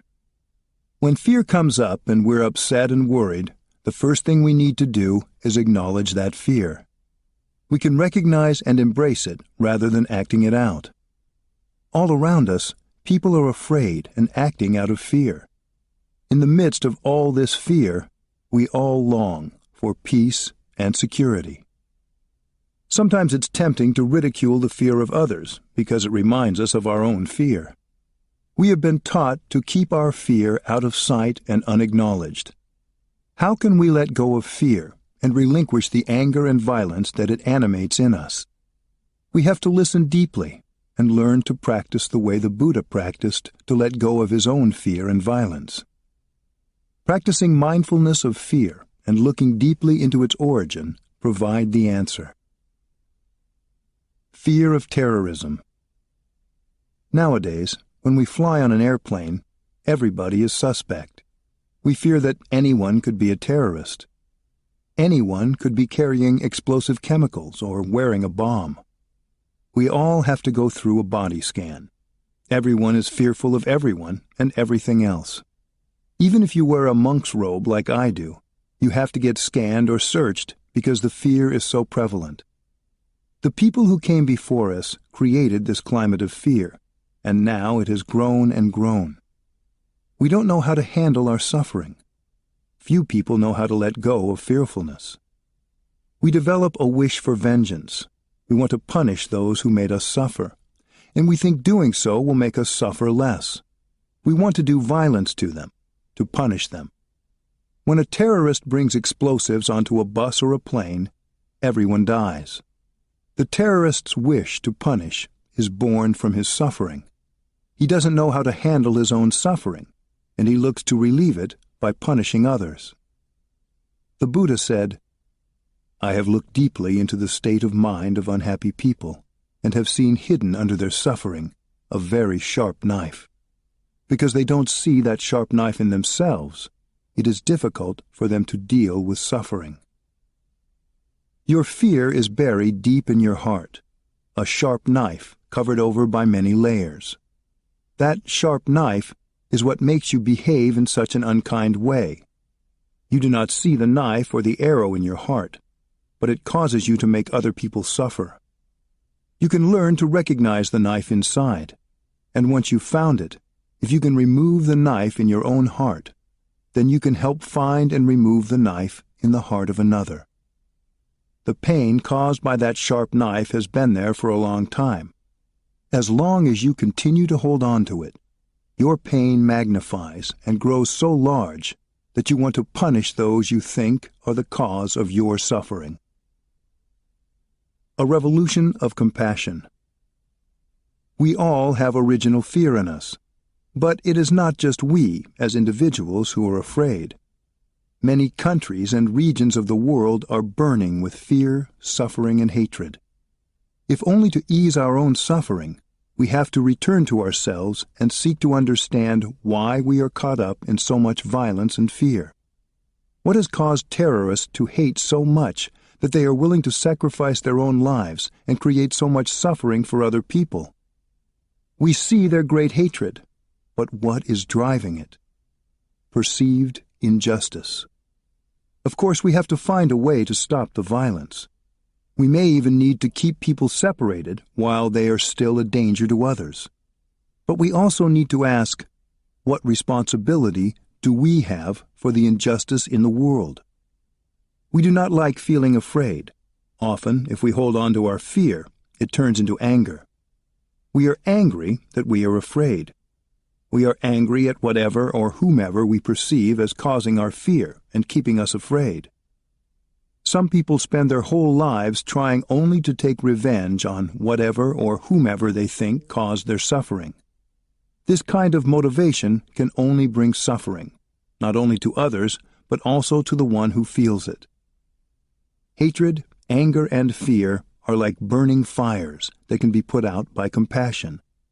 But where do we find compassion? It isn't sold in the supermarket. If it were, we would only need to bring it home, and we could dissolve all the hatred and violence in the world very easily. But compassion can only be produced in our own heart, by our own practice. Sometimes someone we love, our child, our spouse, or our parent, says or does something cruel, and we feel hurt. We think it is only we who suffer. But the other person is suffering as well. If he weren't suffering, he wouldn't have spoken or acted in a way that hurt us. The person we love hasn't seen a way to transform his suffering, so he just pours out all his fear and anger on us. Our responsibility is to produce the energy of compassion that first calms down our own heart and then allows us to help the other person. If we punish the other person, he will just suffer more, and the cycle will continue. Responding to violence with violence can only bring more violence, more injustice, and more suffering, not only to the ones we seek to punish, but also to ourselves. This wisdom is in every one of us. When we breathe deeply, we can touch this seed of wisdom in us. I know that if the energy of wisdom and compassion in all people could be nourished for even 1 week, it would reduce the level of fear, anger, and hatred in the world. I urge all of us to practice calming and concentrating our minds, watering the seeds of wisdom and compassion that are already there in us, and learning the art of mindful consumption. If we can do this, we will create a true peaceful revolution, the only kind of revolution that can help us out of this difficult situation. Seeds of terrorism. Terrorists are everywhere. They're not only the people who blow up buses and markets. When we are angry, when we behave in a very angry, violent way, then we are not so different from the terrorists we demonize, because we have that same knife of anger in our hearts. When we're not mindful in our words, we say things that can hurt others and cause a lot of pain. That is a kind of intimidation, a kind of terrorism. Many people use hurtful words against children. That knife of hurt may twist in a child's heart every day for the rest of his life. In our family, in our society, on our planet, every day we create more people with knives in their hearts. And because they hold knives in their hearts, their suffering and rage overwhelm their families, their society, the world. Compassionate listening. Much of our suffering comes from wrong perceptions. To remove that hurt, we have to remove our wrong perception. I see him or her as doing this or that. But maybe the reality is not exactly like that. There are a number of hidden points I didn't know. I need to listen to him or her more in order to understand better. The people who we think have created our suffering likewise may have wrong perceptions about us. When you make the effort to listen and hear the other side of the story, your understanding increases and your hurt diminishes. The first thing we can do in these situations is to acknowledge internally that the pictures we have in our head, what we think happened, may not be accurate. Our practice is to breathe and walk until we are more calm and relaxed. The second thing we can do, when we are ready, is to tell the people who we think have hurt us that we are suffering and that we know our suffering may have come from our own wrong perception. Instead of coming to the other person or people with an accusation, we can come to them for help and ask them to explain, to help us understand why they have said or done those things. There is a third thing we need to do if we can. The third thing is very hard, perhaps the hardest. We need to listen very carefully to the other person's response to truly understand and try to correct our perception. With this, we may find that we have been the victim of our wrong perceptions. Most likely, the other person has also been a victim of wrong perceptions. Deep listening and loving speech are very powerful practices. With them, we can create good communication and find out what is really going on. If we are sincere in wanting to learn the truth, and if we know how to use gentle speech and deep listening, we are much more likely to be able to hear others' honest perceptions and feelings. In that process, we may discover that they too have wrong perceptions. After listening to them fully, we have an opportunity to help them correct their wrong perceptions. If we approach our hurts this way, we have the chance to turn our fear and anger into opportunities for deeper, more honest relationships. The heart is a bridge. When you take out the knife of anger and mistrust that is pointed to your heart becomes a bridge. If you can undo attachment, craving, and fear, you start to see the other shore, the shore of liberation. We have to act with loving kindness, because when hatred and anger are running rampant, we cannot resolve anything. We cannot remove violence with hatred and anger. We can only remove violence and fear with compassion and love. First you say, "Dear friend, I have a sharp knife in my heart. I want to take it out." If the other person takes you up on your offer to listen and begins to share, be prepared to practice deep, compassionate listening. Listen with all your mindfulness and concentration. Your sole desire is to give him or her a chance to speak out. Compassionate, deep listening means that the other person, or the other nation, has a chance to say what they have never had the chance or the courage to say, because no one ever listened deeply to them before. At first, their speech may be full of condemnation, bitterness, and blame. Do your best to continue sitting there calmly and listening. To listen in this way is to give them a chance to heal their suffering and misperceptions. If you interrupt, deny, or correct what they say, you will cut off the process of restoring communication, of reconciliation. Deep listening allows the other person to speak, even if what he says contains misperceptions and injustice. When listening deeply to the other person, not only do you recognize his wrong perceptions, but you also realize that you too have wrong perceptions about yourself and the other person. Later, when both of you are calm and the other person feels more trust and confidence in you, you can slowly and skillfully begin to correct their wrong perceptions. Using loving speech, you can point out how they have misunderstood you or the situation. Using loving speech, you can also help the other person understand your difficulties. You can help each other release those wrong perceptions, which are the cause of all anger, hatred, and violence. Restoring communication. The intention of deep listening and loving speech is to restore communication, because once communication is restored, everything is possible, including peace and reconciliation. I have seen many couples successfully practice deep listening and loving speech to heal difficult or broken relationships. Many fathers and sons, mothers and daughters, and husbands and wives have brought peace and happiness back to their families through this practice. With the practice of deep, compassionate listening and loving speech, they have reconciled. Leaders of countries can also reconcile using compassionate listening and loving speech. We are all capable of recognizing that we're not the only ones who suffer when there is a hard situation. The other person in that situation suffers as well, and we are partly responsible for his or her suffering. When we realize this, we can look at the other person with the eyes of compassion and let understanding bloom.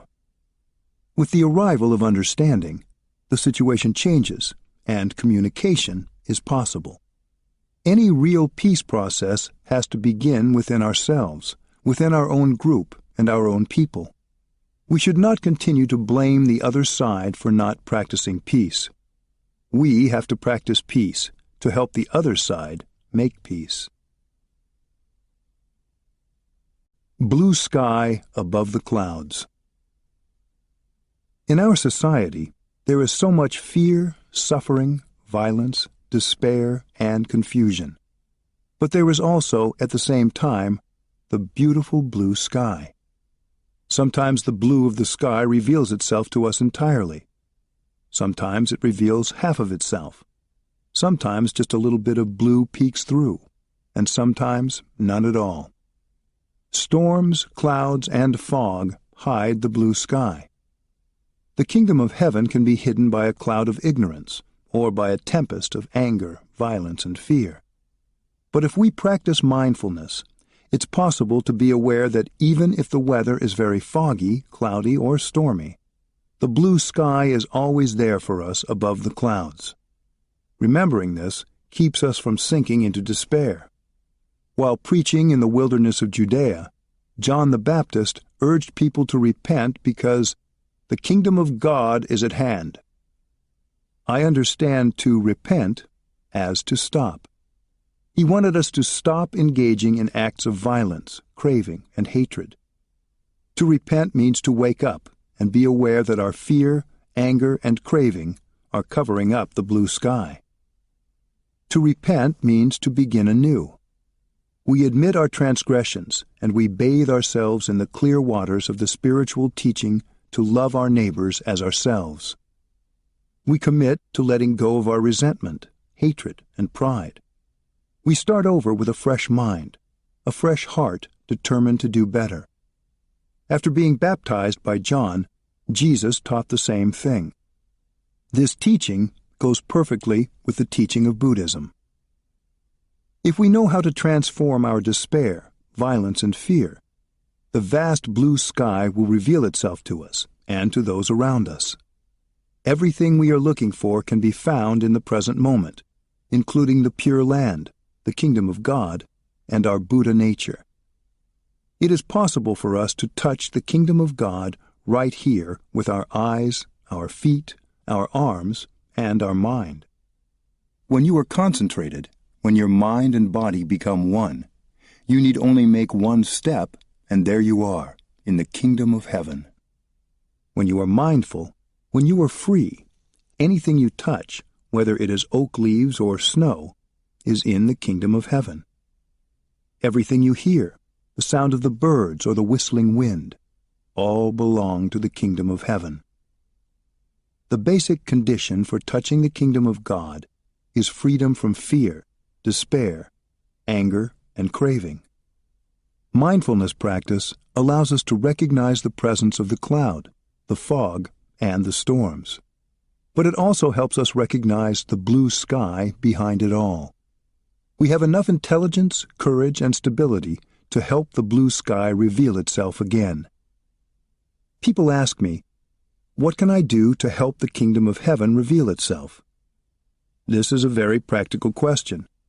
It is the same as asking, what can I do to reduce the violence and fear that are overwhelming my community and our society?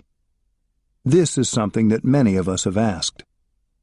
When you take a step with stability, solidity, and freedom, you help clear the sky of despair. When hundreds of people walk mindfully together, producing the energy of solidity, stability, freedom, and joy, we help our society. When we know how to look at another person with compassionate eyes, when we know how to smile at him with the spirit of understanding, we are helping the Kingdom of Heaven reveal itself. When we breathe in and out mindfully, we help the Pure Land reveal itself. In our daily lives, every single moment, we can do something to help the Kingdom of God reveal itself.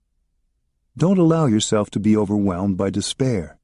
You can make good use of every minute and every hour of your daily life.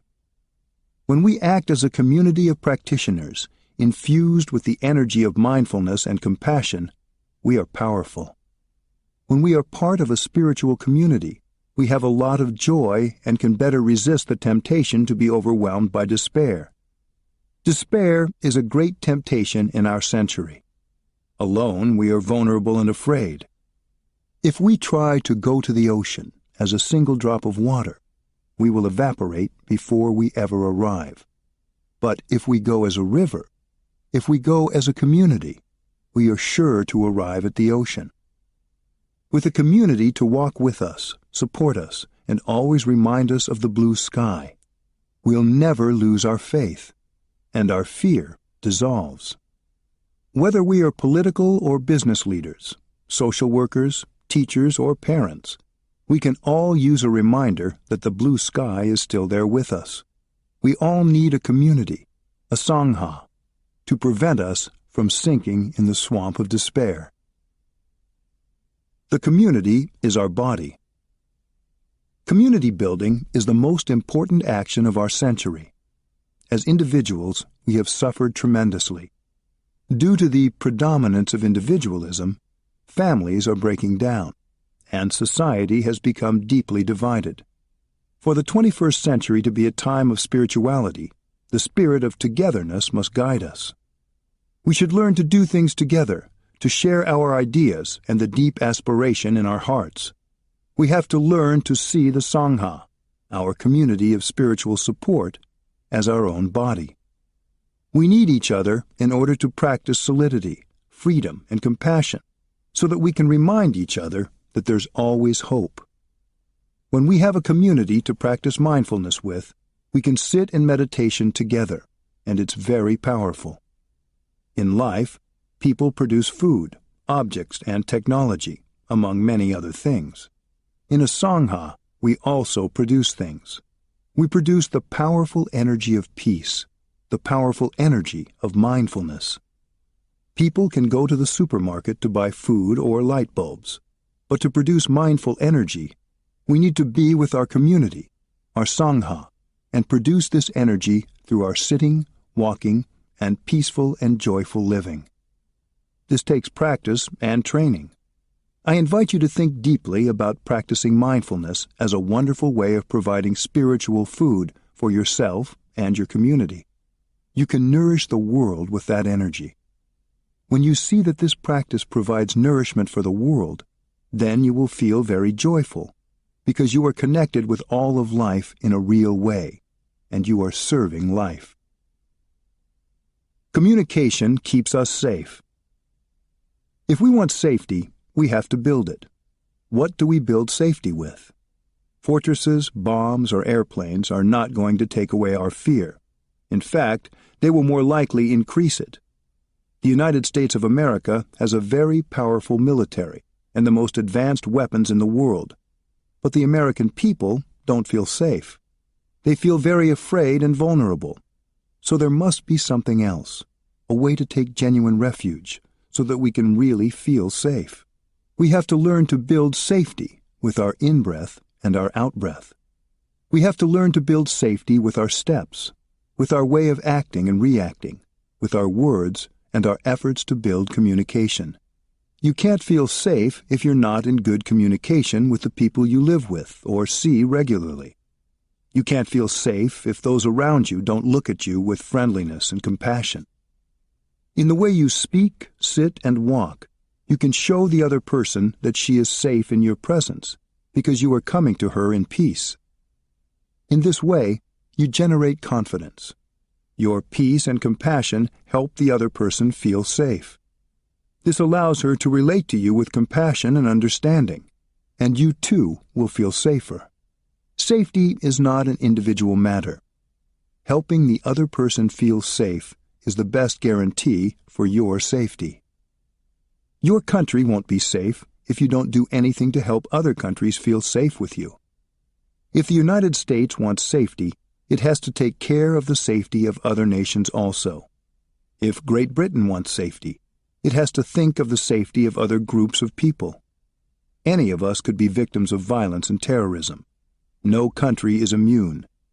It's so clear that police, armed forces, and even massive firepower can't guarantee us real safety.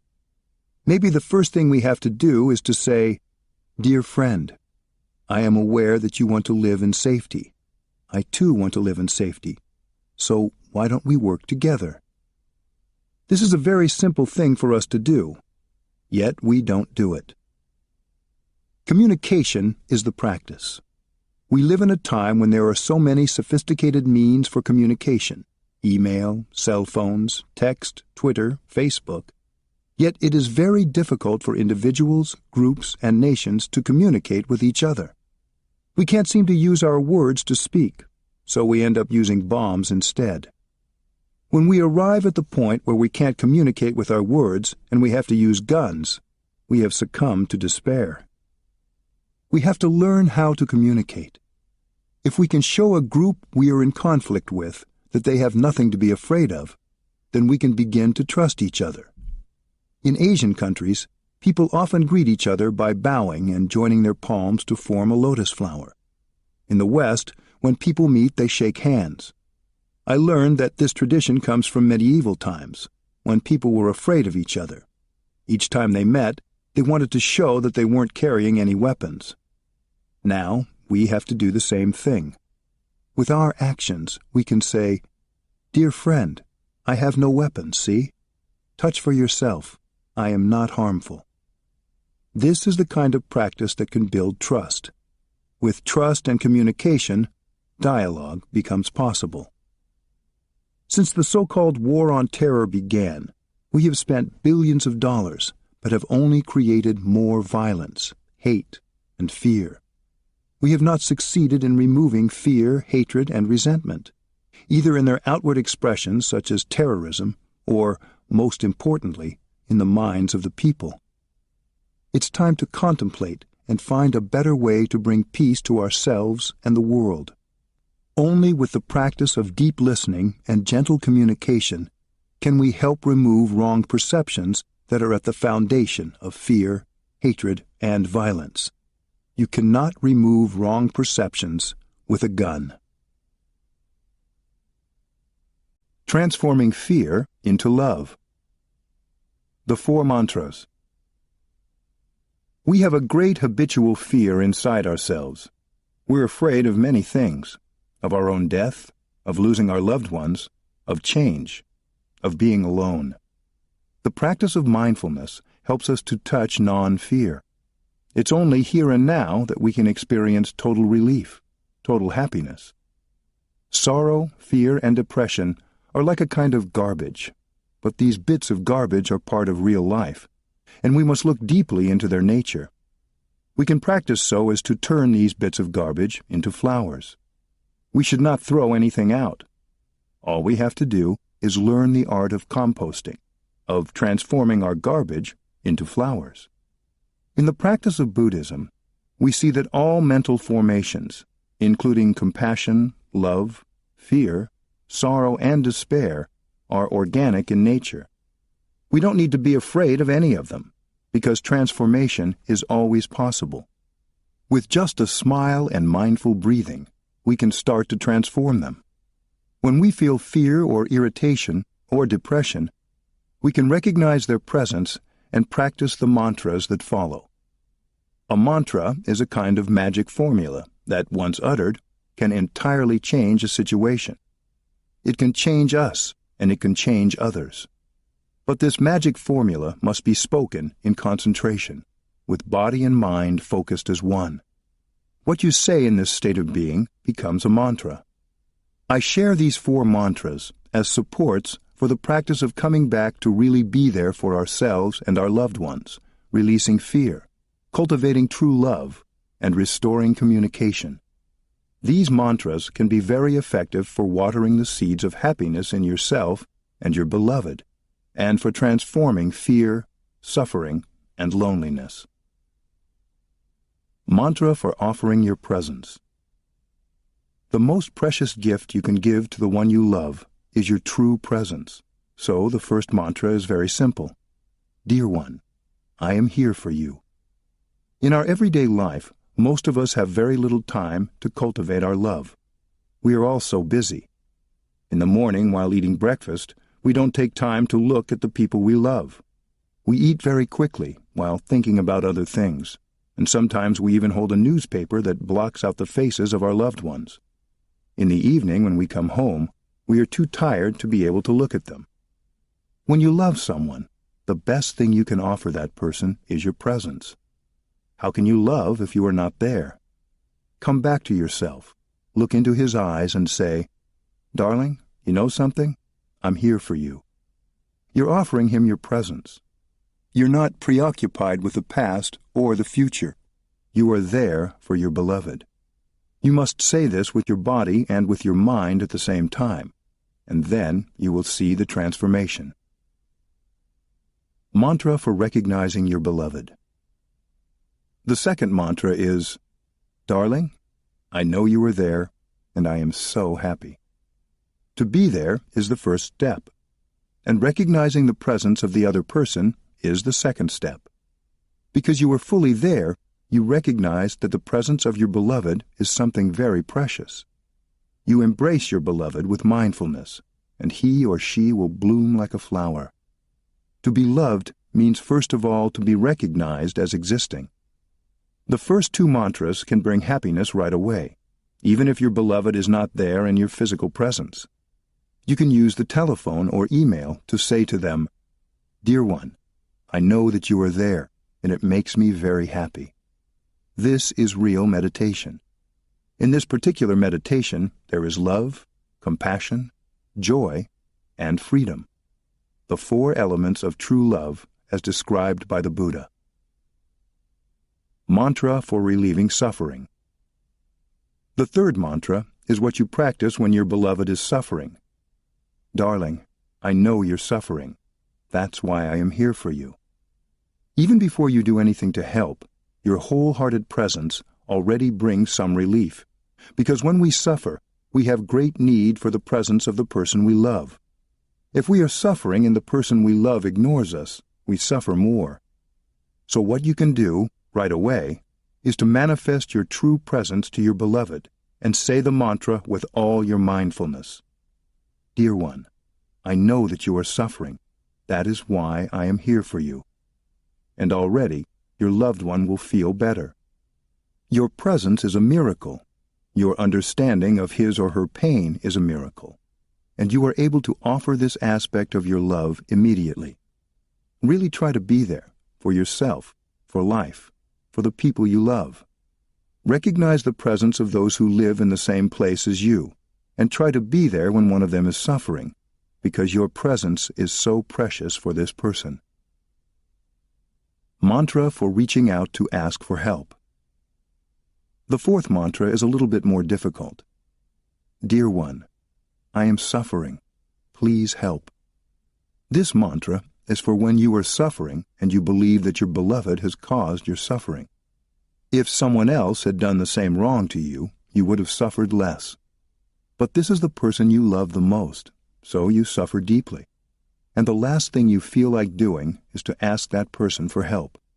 You prefer to go to your room, lock the door, and cry there all alone. So now it is your pride that is the obstacle to reconciliation and healing. According to the teaching of the Buddha, in true love there is no place for pride. When you are suffering like this, you must go to the person you love and ask for his or her help. That is true love. Do not let pride keep you apart. You must overcome your pride. You must always go to him or her. That is what this mantra is for. Practice for yourself first to bring about oneness of your body and mind before going to the other person to say the fourth mantra. Dear one, I am suffering. Please help.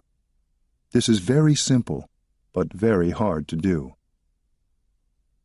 Begin with yourself. The four mantras work to remove fear, doubt, and isolation. They are not complicated or difficult to understand. And you don't have to say them in Sanskrit or Chinese. English will do just fine. You should learn them by heart, and you must have the courage, the wisdom, and the joy to practice them. The practice of mindfulness, of meditation, consists of coming back to ourselves to restore peace and harmony. The energy that enables us to do this is mindfulness, an energy that also carries with it concentration, understanding, and love. If we come back to ourselves to restore peace and harmony, then it will be much easier to help the other person and restore communication in our relationships. Caring for yourself, re-establishing peace in yourself, is the basic condition for helping someone else. You can help another person stop bringing suffering on himself and others. Once you know how to diffuse the bomb in yourself, you will know how to help your friend diffuse the bomb in herself. To be able to help, we need to have at least a little calm, a little joy, a little compassion in us. We get these from practicing mindfulness in everyday life. Mindfulness isn't something we practice only in the meditation hall. We also practice in the kitchen, in the garden, or when we're on the telephone, driving the car, or washing the dishes. Being there with what is beautiful and healing inside us and around us is something we should do each day. And it is possible to do this in all our daily activities. The opposite of fear. When I met Dr. Martin Luther King, Jr. in 1966 during the Vietnam War, one of the things we discussed was the importance of building community, or, as we call it in Buddhism, Sangha. Dr. King knew that community building was vital. He was aware that, without a community, little could be accomplished. A solid sense of brotherhood and sisterhood gives us strength when we feel fear or despair, and helps sustain our power of love and compassion. Brotherhood and sisterhood can heal and transform our lives. Dr. King spent much of his time building a community that he called the Beloved Community. Our beloved community, our Sangha, is a group of people who together practice generating mindfulness, concentration, and insight. Everyone feels embraced and supported by the collective energy generated by the practice. Often, our feelings of loneliness and isolation feed our fears and encourage them to grow. In the Sangha, there are people who are solid enough in the practice that they can sit with us and share their energy of mindfulness. We can call on them for support. Dear brother, dear sister, I need your presence. I have a big pain, and by myself I cannot embrace it. So please help me. We breathe together, and with our combined energy of mindfulness, we are able to recognize, embrace, and transform that pain. We know we are part of the Sangha River. We are not isolated drops of water, and we will make it to the ocean together. When there's healing and peace, we know it's a real Sangha. With the support of the Sangha, the practice is easier, and life in general becomes much easier. Your family or your group of friends can be your Sangha. It is whatever community supports you. Building a Sangha means building your safety, your support, and your happiness. Deep listening and loving speech. When communication is cut off, we all suffer. When no one listens to us or understands us, we are like bombs ready to explode. Compassionate listening brings about healing. Sometimes only 10 minutes of listening deeply can transform us and bring a smile back to our lips. Many of us have lost our capacity for listening and using loving speech in our families. It may be that no one is capable of listening to anyone else. So we feel very lonely, even within our own families. We go to a therapist, hoping that she will be able to listen to us. But many therapists also have deep suffering within. Sometimes they cannot listen as deeply as they would like.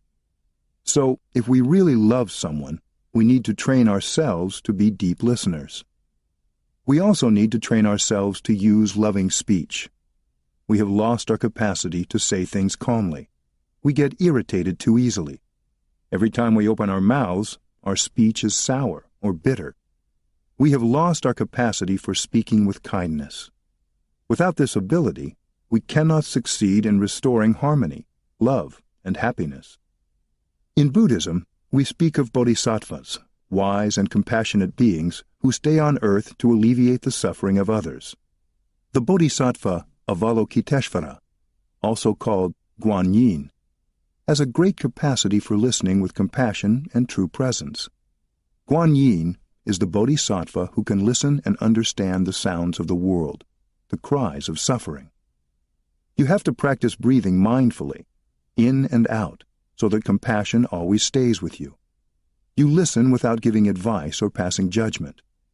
You can say to yourself about the other person, I am listening to him just because I want to relieve his suffering. This is called compassionate listening. You have to listen in such a way that compassion remains with you the whole time you are listening. That is the art. If halfway through listening, irritation or anger comes up, then you cannot listen deeply anymore. You have to practice in such a way that every time the energy of irritation and anger comes up, you can breathe in and out mindfully and continue to hold compassion within you. No matter what the other person says, even if there is a lot of injustice in his way of seeing things, even if he condemns or blames you, you continue to sit very quietly, breathing in and out. If you are not in good shape, if you don't feel that you can go on listening in this way, let the other person know. Ask your friend, Dear one, can we continue in a few days? I need to renew myself. I need to practice so that I can listen to you in the best way I can. Practice more walking meditation, more mindful breathing, and more sitting meditation to restore your capacity for compassionate listening. Walking with the Sangha. One wonderful thing to do with your community is walking meditation. When we are physically active together, moving, it is easy to feel supported by the collective energy. It is good to begin your practice of walking meditation with a group to get the support. You can ask a friend to go with you, or you can even take the hand of a child and walk with him or her. To practice mindful walking on your own, you can begin by making a contract with a staircase. You vow that you will always go up or down that staircase mindfully, with very solid steps. If it happens that halfway up you realize that one of your steps didn't have your true presence in it, you go down and begin again. If you can do it successfully with that staircase, then wherever you go, you'll be able to dwell in the present moment. You can also make a contract with a particular distance, perhaps from your work area to the restroom, and vow that when you walk that distance, every step will be solid and mindful. Otherwise, you will go back and do it again.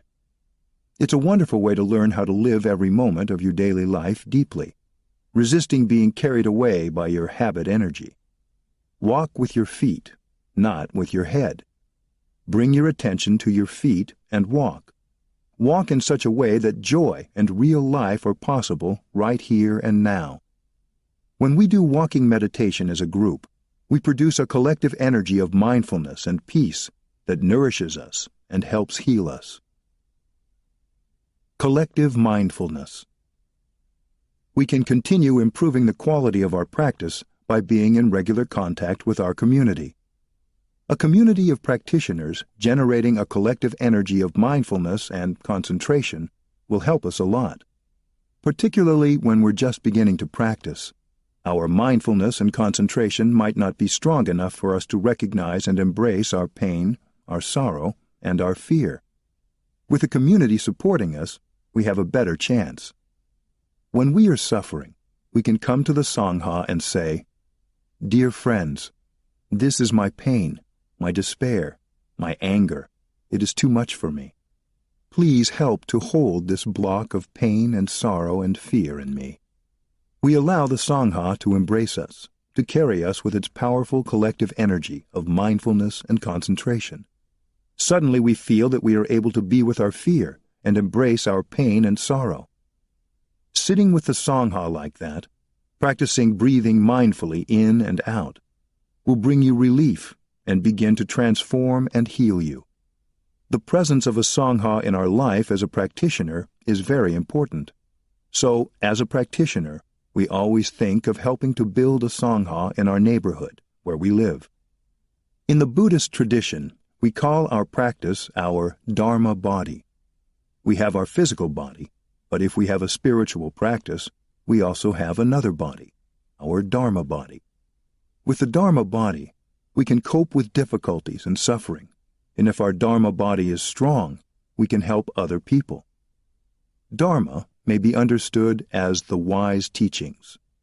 There is the spoken Dharma and the written Dharma, but there is also a living Dharma.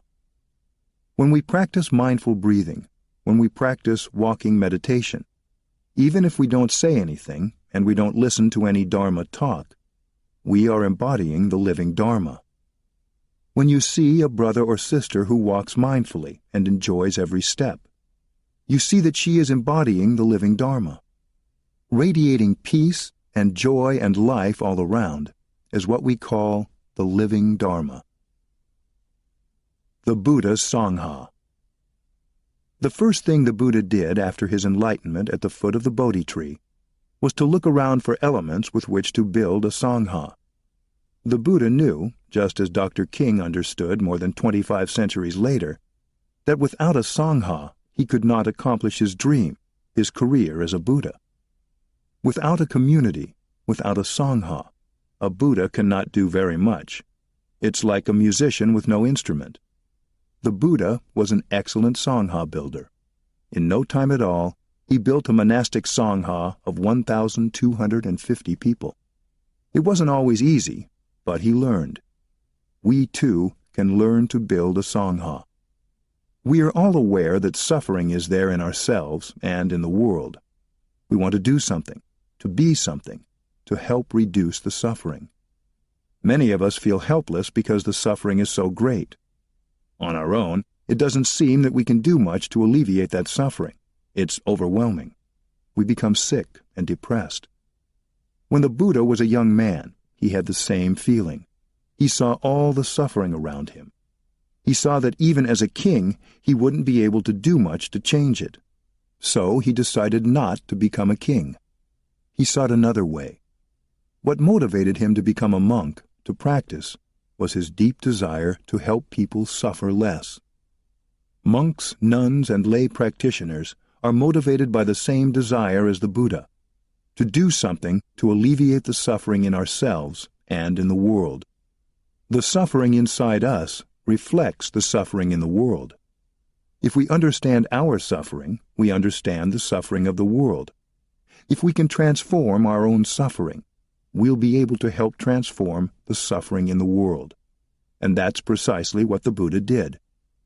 When I was a young monk in Vietnam during the decades of war, the suffering was immense. Millions of people died, not just soldiers, but many civilians, not only adults, but also children. We were inundated with suffering. We wanted to do something to end the war. I saw very clearly that we could do very little if we acted on our own. We had to come together as a Sangha, and then we could do a lot. Everyone feels very much the same. Our planet is beset by so much danger.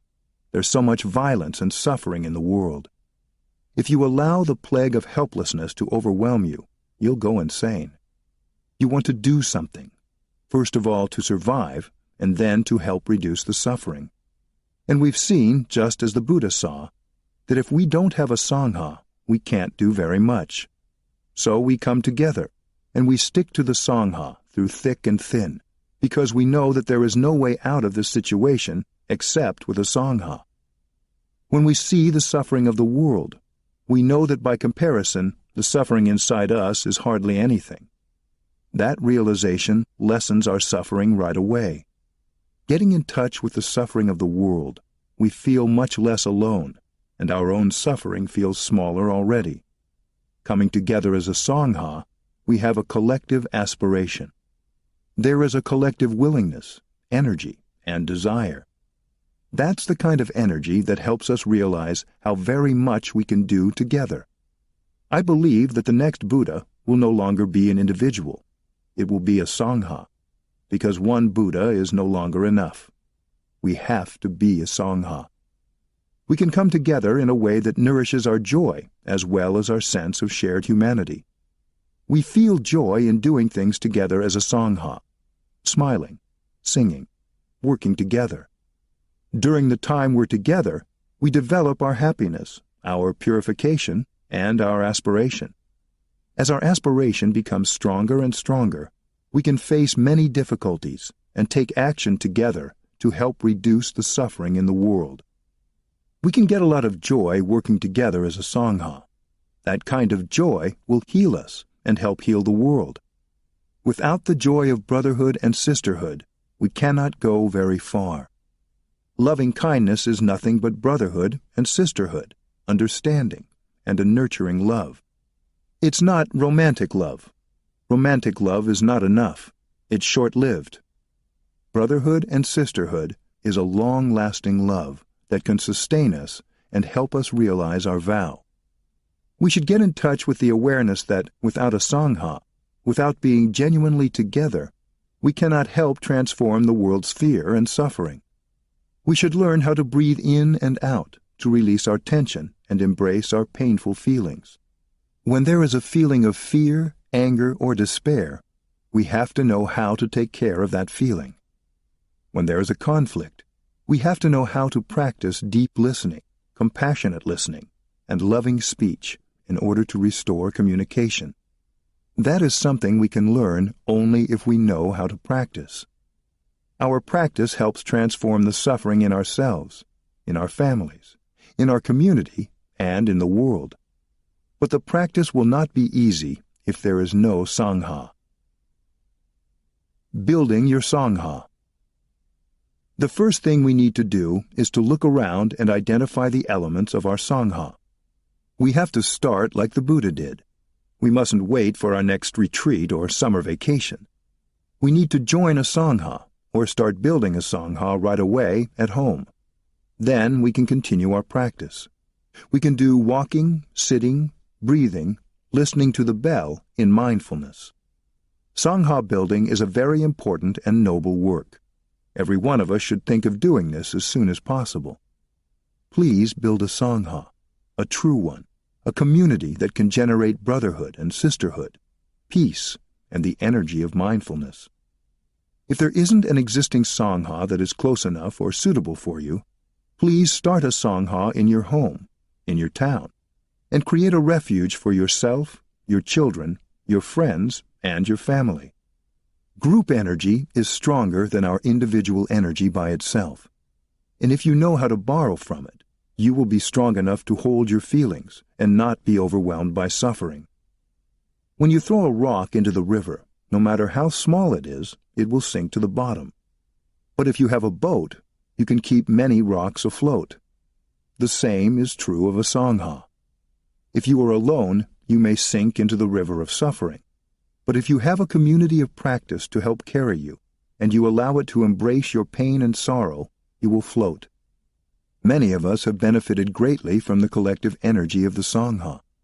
If you see that the Sangha is precious and crucial for your practice, try your best to get a group of people to practice with you, and everyone will benefit.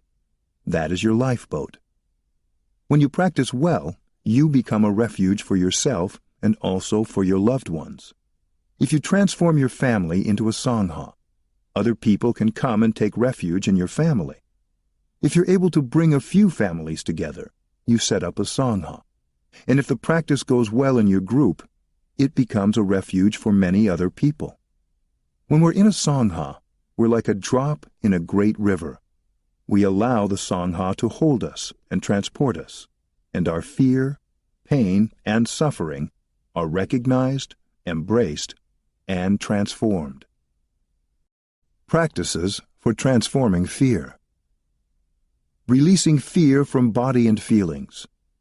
8 simple mindfulness exercises.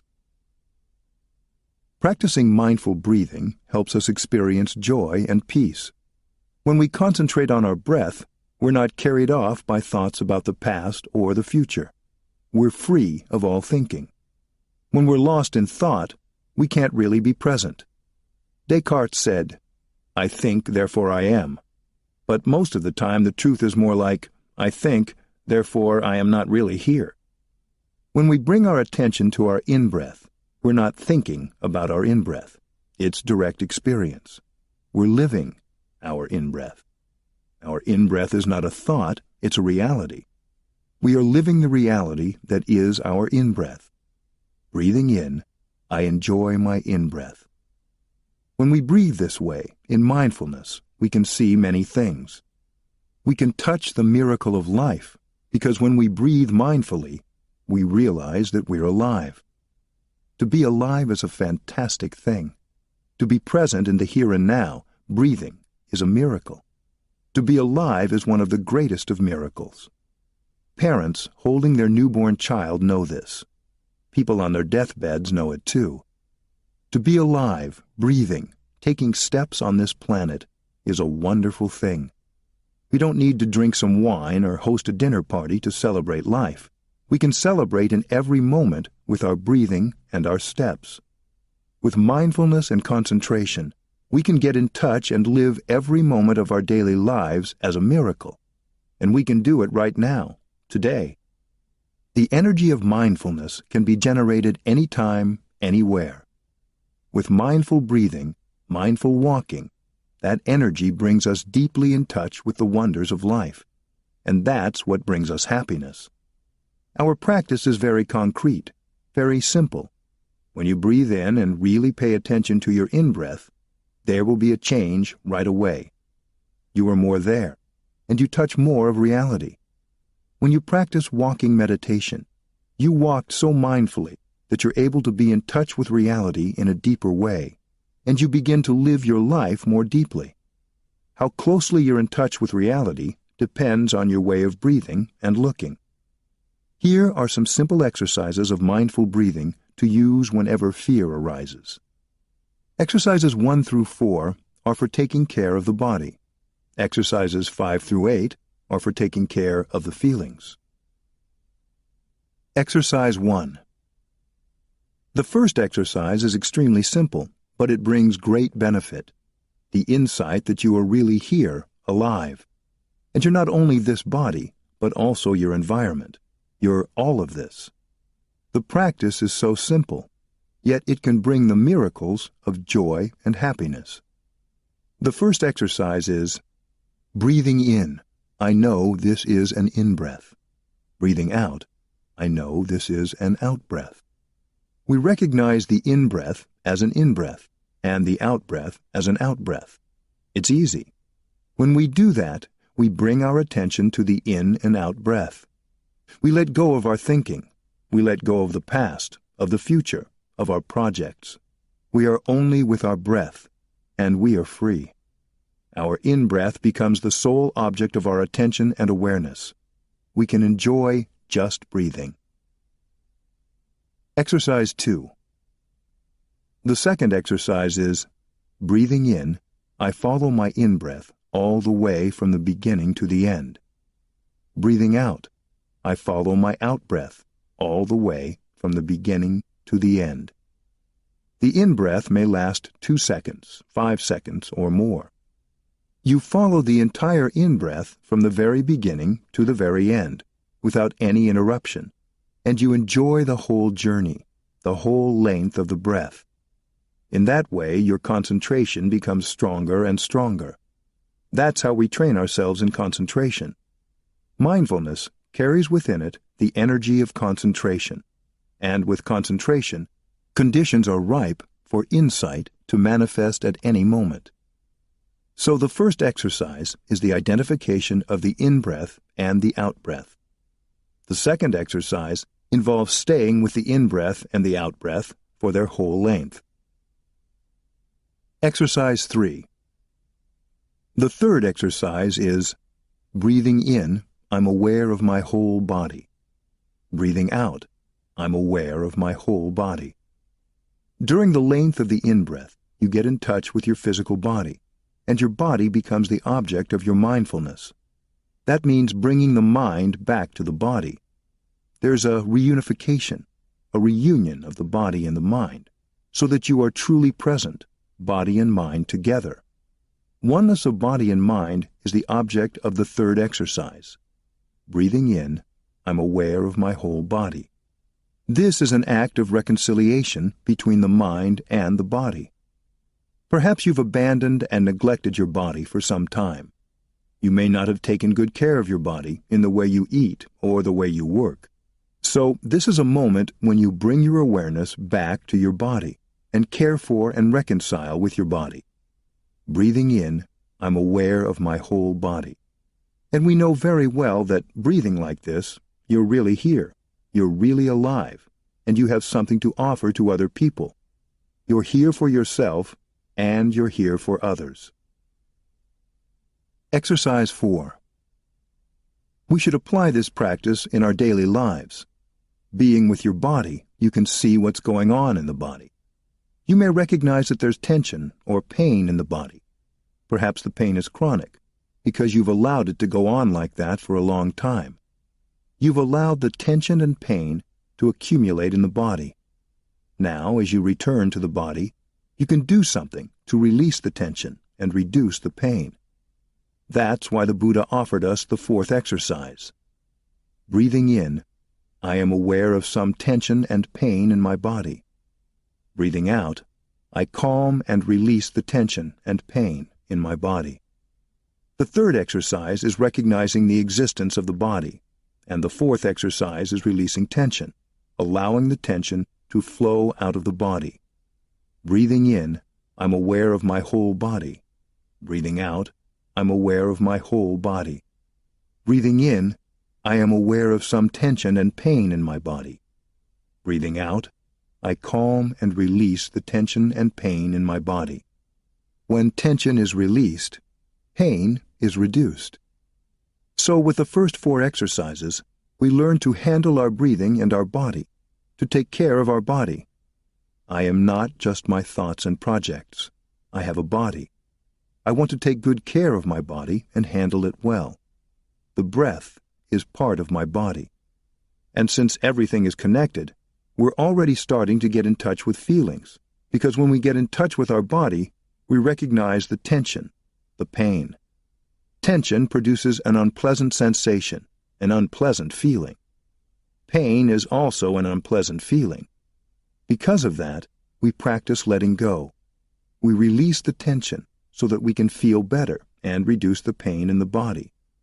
These exercises of mindful breathing are very methodical. The realm of feelings.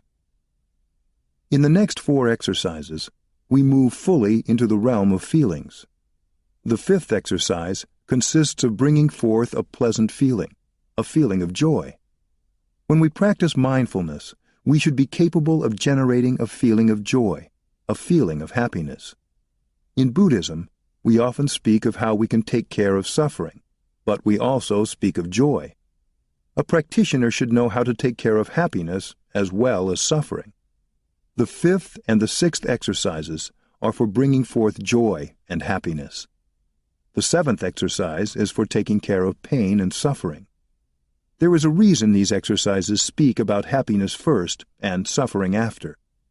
We need some joy and happiness to give us the strength to transform suffering.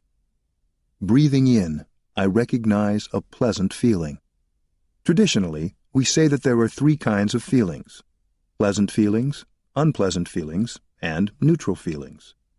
For me, there's also a 4th one, a mixed feeling, when happiness and pain are mixed up together, like a bittersweet feeling. The 5th and 6th exercises are for recognizing feelings that are pleasant. You can recognize a pleasant feeling when it manifests, or you can bring up a pleasant feeling at any moment. Since you're a practitioner of mindfulness, you know how to recognize a feeling of happiness, and you can also produce a feeling of happiness. With mindfulness and concentration, it's always possible to bring forth a feeling of happiness. The conditions of happiness. There are so many conditions of happiness available in the present moment. You can take a piece of paper and a pencil and write them all down. In the beginning, you may think your list won't be very long, but you'll be surprised to find that even both sides of the paper aren't enough for writing down all the conditions of happiness that are already available. When we look at our own body and the environment, we can identify many conditions of happiness that are already available, hundreds, thousands of them. For example, your eyes are a condition of happiness. When you have eyes still in good condition, you need only to open them to see a paradise of shapes and colors. When we've lost our eyesight, we recognize that to have good vision is a wonder.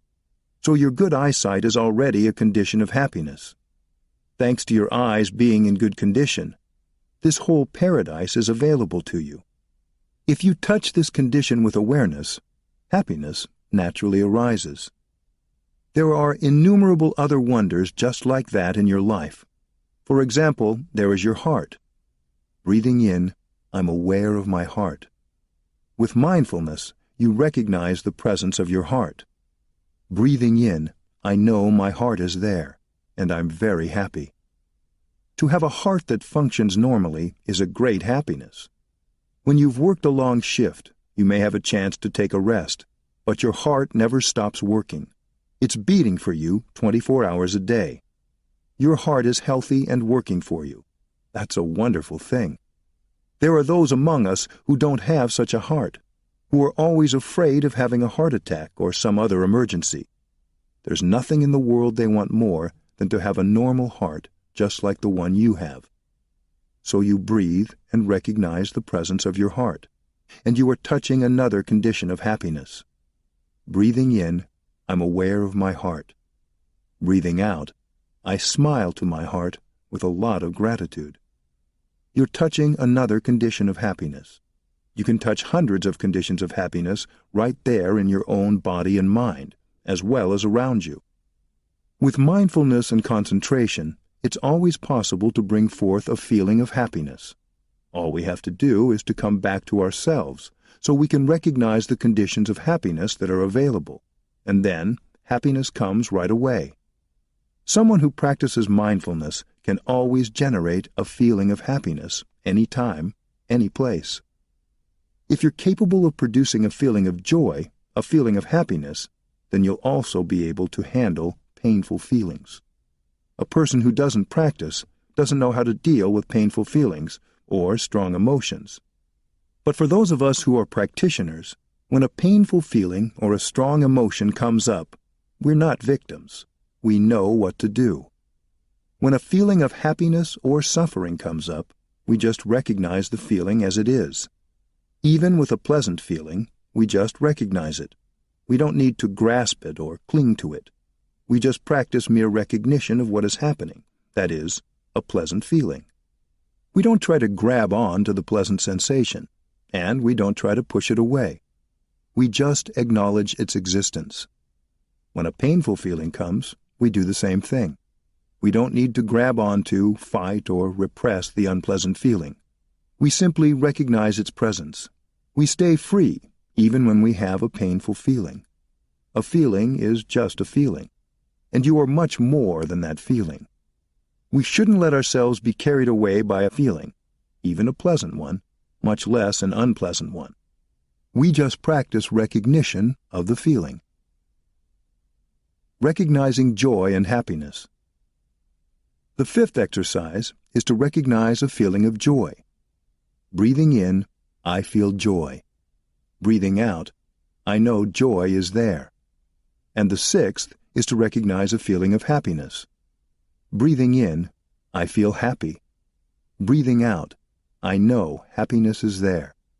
Buddhist teachings draw a slight distinction between joy and happiness. Imagine someone is walking in a desert, is very thirsty, and has nothing to drink. All of a sudden, he sees an oasis ahead, and he knows he's going to be able to drink there. In about 15 minutes, I'll be there, and I'll have water to drink. That's the feeling of joy. When our friend arrives at the oasis, kneels down and drinks the water, then there is the sensation of happiness. Joy and happiness are slightly different. In the joy, there's still a little bit of excitement. Happiness is a more peaceful feeling, like contentment. We have to be there for our feelings. There's a whole river of feelings flowing in us day and night. Every feeling is a drop in that river. A feeling is born, manifests, stays for a time, and then passes away. We can sit on the bank of the river of feelings and observe, recognizing each feeling as it manifests, seeing it remain, and seeing it pass away. We shouldn't identify ourselves with the feeling, nor should we try to push it away. We're free, even from our own feelings. We have to train ourselves to recognize feelings, and with mindfulness, we can bring forth a feeling of well-being, a feeling of happiness, at any time. Recognizing and embracing pain. The seventh exercise is to recognize a painful or unpleasant feeling. Breathing in, I know that a painful feeling is there. Breathing out, I calm that painful feeling. Pain is a kind of energy, and a non-practitioner can be overtaken by that painful feeling. We become a victim of the painful feeling, whether it's a sensation in the body or an emotion. There are strong emotions that are very painful, zones of energy that manifest from the depths of our consciousness. Every time a painful feeling or emotion comes up, the practitioner should know how to handle that feeling. The method the Buddha proposed is to get in touch with the seed of mindfulness in us. We can breathe, we can walk, to generate mindfulness as a second zone of energy that will be able to take care of the first energy, the painful feeling. It's so important for us to train ourselves in breathing mindfully and walking mindfully, so we will know how to generate the energy of mindfulness and concentration. It's precisely with that energy that we'll be able to handle the painful feeling. The second zone of energy, which is mindfulness and concentration, comes up and embraces the first zone of energy, the painful feeling. We follow this method exactly. With the energy of mindfulness and concentration, we just recognized and embraced the painful feeling. Hello, my fear. Hello, my anger. Hello, my sadness. I know you are there. I'm going to take good care of you. There's the energy of the pain, and there's also the energy of mindfulness and concentration. When that positive energy embraces the painful energy, there will be an effect. The energy of mindfulness will penetrate, like heat waves or sunlight. In the earliest hours of the morning, a lotus flower is still closed. As the sun comes up, the sunlight begins to touch the petals. The sunlight doesn't just surround the lotus flower. Its photons actually penetrate the lotus flower with energy, and soon the flower will open. That is exactly the same as what we do. When we embrace our pain, particles of the energy of mindfulness and concentration begin to penetrate, like photons, into the zone of pain. And this will bring relief after some minutes. It's like when a room is cold. You turn on your radiator, and it emits waves of heat. Those heat waves don't chase out the cold. They embrace and permeate the cold air, and after some time, the air becomes warmer. There's no violence in this. There's no fighting. That's what a practitioner does. Mindfulness and concentration embrace the pain. Relief from fear. The 8th exercise is to calm and release the tension in the painful feeling, to embrace, soothe, and bring relief to the feeling. Breathing in, I calm my mental formations. Breathing out, I calm my mental formations. This exercise is exactly like what we did with the body. First, we recognized the presence of the body, and then we brought some relief. Here we do the same with the feelings. We recognize the pain, and we bring relief. We embrace our feelings with tenderness, with non-violence, and we soothe those feelings. A few minutes may be enough to bring relief. As a practitioner, we must be capable of recognizing, embracing, and relieving our suffering. If you're a beginner and your energy of mindfulness is not yet solid enough to be able to recognize and embrace suffering, please ask a friend to help. After some minutes of being recognized and embraced, that painful feelings zone of energy will recede, and you will feel a welcome relief from the grip of fear or pain. A seed from the depths of consciousness manifests. It stays for a while as a zone of energy, and then it goes back down to its original place as a seed. But after being recognized and embraced with mindfulness, it loses some of its strength. The seed is a bit weaker than before it manifested. You know how to do this.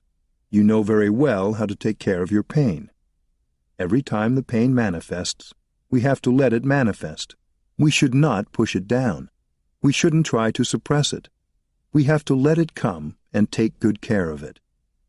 When we practice walking meditation, when we breathe mindfully, we generate the powerful energy of mindfulness, which can recognize and embrace our suffering and fear.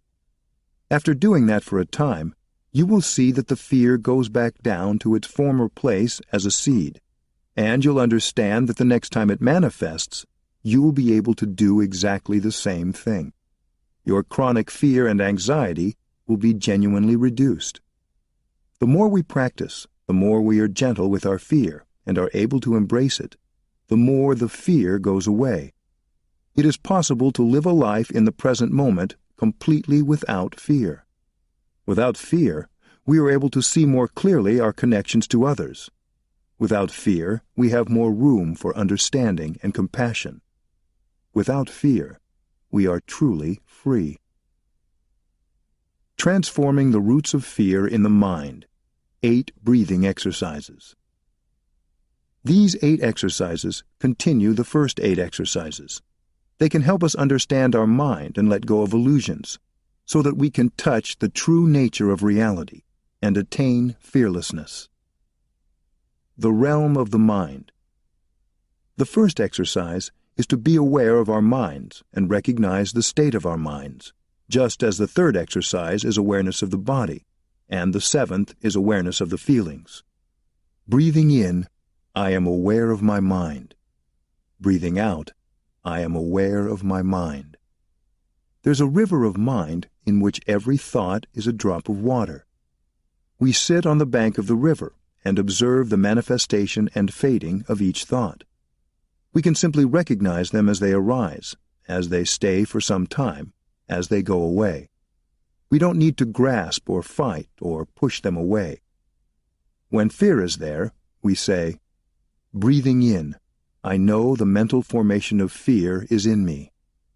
When the mental formation of fear is there, we breathe in and recognize the presence of fear in us. With mindfulness and concentration, we recognize and embrace the mental formation that is there. Then we can look deeply into the nature of that mental formation. Making the mind happy and at ease. The second exercise is gladdening the mind. Breathing in, I make my mind happy. Breathing out, I make my mind happy. We make the mind glad so as to strengthen it and give it vitality. This is like the practice of generating joy and happiness in the previous set of exercises, with an added element of reinvigorating and energizing the mind. According to Buddhist psychology, the mind has at least two layers. The lower layer is called store consciousness, and all the seeds of the mental formations are there.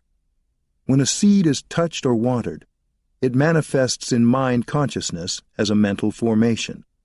To gladden the mind, we use a practice called selective watering. First, we allow the negative seeds to sleep in our store consciousness and don't give them a chance to manifest. If they manifest too often, their base will be strengthened. Second, if a negative seed manifests in mind consciousness, we help it to go back to store consciousness as quickly as possible, where it can sleep as a seed. The third practice is to encourage wholesome mental formations to manifest in our conscious mind. In the fourth practice, when a good mental formation has manifested, we try to keep it there as long as we can. We should organize our life so that the seeds of our wholesome mental formations can be touched and watered several times a day. There are good seeds in store consciousness that may not have been able to manifest previously, and now we give them a chance. Concentrating the mind. The third exercise is to bring the mind into concentration. We practice concentration to get insight. Breathing in, I concentrate my mind. Breathing out, I concentrate my mind. Concentration has the power to burn away afflictions, just like sunlight focused by a lens can burn a piece of paper underneath. In the same way, concentration, looking deeply into our fear, anger, delusion, and despair, can burn them away, leaving insight. One concentration is the concentration on emptiness, the absence of a permanent entity. Although emptiness isn't difficult to understand, and it's real, still we're not used to thinking in that way. So we have to train ourselves to look in such a way as to see things more deeply and see their ultimately empty nature. Scientists tell us that all objects are made mainly of space, and that the amount of matter in a flower or a table is almost nothing at all. Put together, all the matter in a table would be smaller than a grain of salt. We know that's the truth, but in our daily lives we still think of the table as something big and solid. When scientists enter the world of elementary particles, they have to put aside their habitual way of looking at things as existing separately from each other. Then they have a chance of understanding what's really going on in the world of matter. Even scientists have to train themselves. So you have to train yourself to see like that in your daily life. Concentration means you keep the insight alive for a long time. It's not just a flash. That's not enough to liberate you. So in your daily life, you keep that insight of non-self, of emptiness, of impermanence alive. When you see a person, a bird, a tree, or a rock, you see its nature of emptiness. Then it becomes an insight that will liberate you. It's very different from speculating about the meaning of emptiness. You have to really see the nature of emptiness in yourself and others. Once that insight is there, you're no longer afraid, no longer bound, no longer a victim of separation and discrimination, because you've seen the nature of interbeing. Meditating deeply, looking deeply into the nature of whatever is there, you can touch the nature of interbeing in it. Whether it is a flower, a Buddha, a person, or a tree, you touch the nature of emptiness and interbeing, and you see that the one contains the all. Liberating the mind. With the fourth exercise, we free our minds from afflictions and notions. Breathing in, I liberate my mind. Breathing out, I liberate my mind. Our minds are tied up. bound by affliction such as fear, anger, sorrow, and discrimination. We have practiced being aware of and embracing our fear and our pain. But to fully transform them, we need the strength of our concentration to liberate ourselves from these binding forces. There are many types of concentration we can practice. One is the concentration on impermanence. We have a notion of impermanence. Even though we accept and agree that things are impermanent, our notion of impermanence remains and determines how we see things and how we behave in our daily life. Although we know intellectually that our beloved is impermanent, we still live and behave as though our loved ones will always be there, and we will always be the same people we are now. But everything is changing in every moment, like a river. When we see him again, we may be in touch with the person of 20 years ago. We cannot touch the person of the present moment, who has a different way of thinking and feeling. So we meditate on impermanence in order to touch the nature of impermanence. We need the concentration on impermanence, not the notion of impermanence. The notion of impermanence cannot liberate us. It's the insight of impermanence that liberates us. It's something altogether different from the notion. But in the beginning, we can use the teaching, the notion of impermanence, as an instrument to help bring about the insight of impermanence. It's like a match and a flame. The match is not the flame, but the match can bring about the flame. And when we have the flame will consume the match. When we have the insight will burn away the notion. What we need for our liberation is the insight of impermanence. Perception. With these final 4 exercises, we investigate the nature of the objects of our mind, that is, how we perceive things. These concentrations help us get a correct perception of reality, of the world. Many of us are still caught in the notion that consciousness is inside us and the objective world is out there. We believe that our consciousness is here, and we're trying to reach out and understand the objective world out there. When we look at things in terms of interbeing, we see that the subject and object of consciousness cannot exist separately. It's like left and right. One can't exist without the other. Whenever we perceive something, whether it's a pen or a flower, the object of perception and the subject of perception always manifest at the same time. When we are conscious, we are always conscious of something. When we are mindful, we are always mindful of something. When we think, we always think about something. So, object and subject manifest at the same time. Contemplating impermanence. The 5th exercise is the concentration on impermanence, the practice of which I have already described in detail as an example illustrating the preceding exercise, liberating the mind. Breathing in, I observe the impermanent nature of all dharmas. Breathing out, I observe the impermanent nature of all dharmas. Impermanence is just one type of concentration, but if we do it well, we also succeed in other concentrations at the same time. Going deeply into impermanence, we discover no self, emptiness, and interbeing. So impermanence represents all concentrations. While breathing in and breathing out, we keep our concentration on impermanence alive until we can make a breakthrough into the heart of reality. The object of our observation may be a flower, a pebble, someone we love, or someone we hate. It may be us, our pain, our fear, or our sorrow. Anything can serve as the object of our meditation.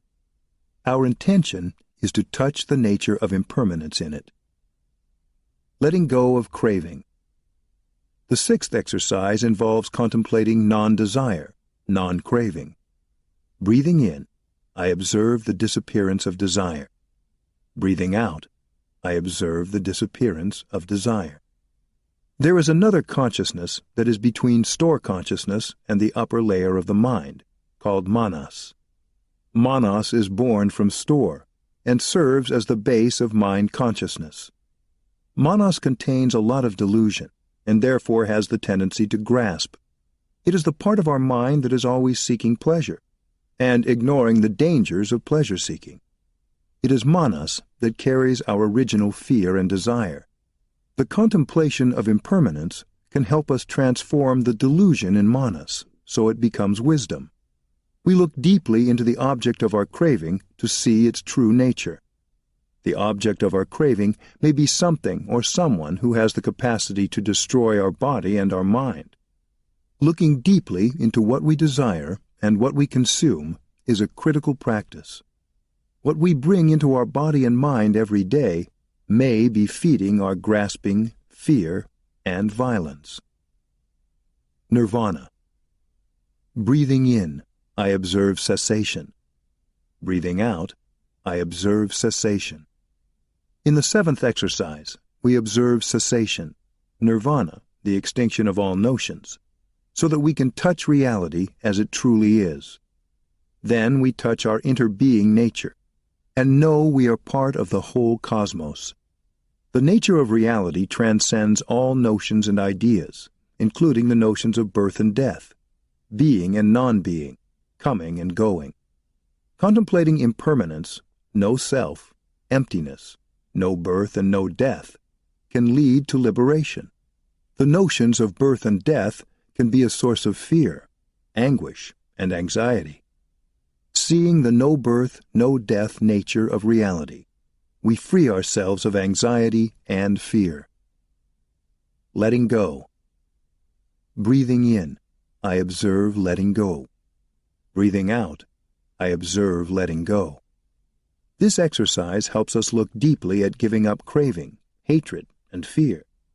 This concentration helps us touch the true nature of reality and brings the wisdom that can liberate us from fear, anger, and despair.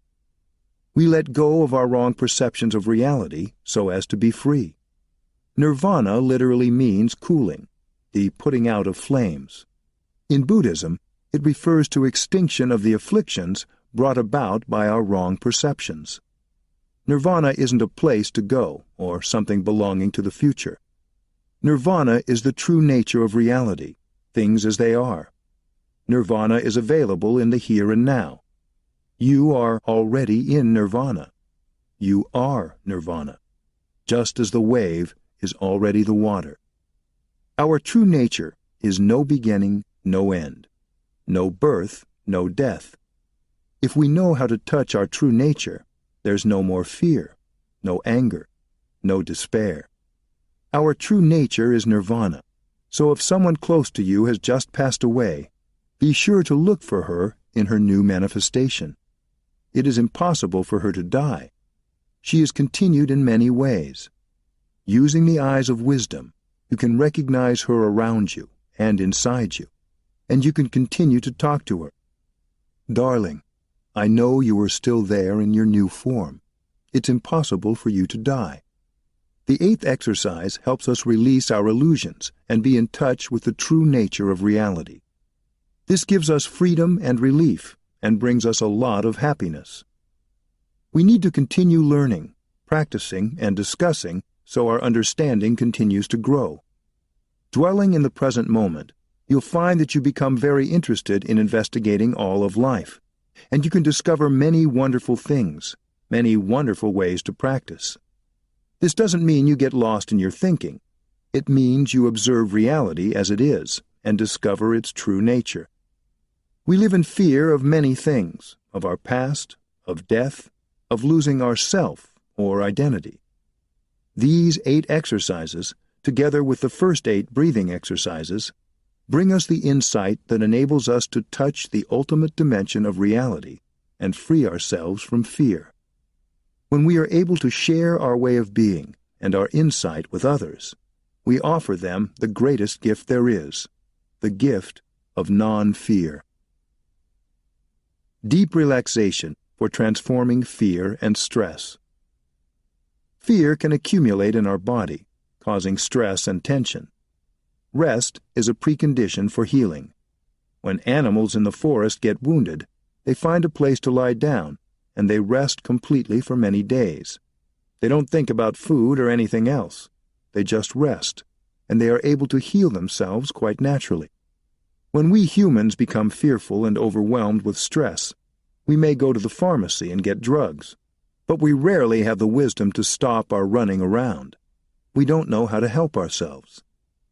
Deep relaxation is an opportunity for our body to rest, heal, and restore itself. We relax our body, give our attention to each part in turn, and send our love and care to every cell.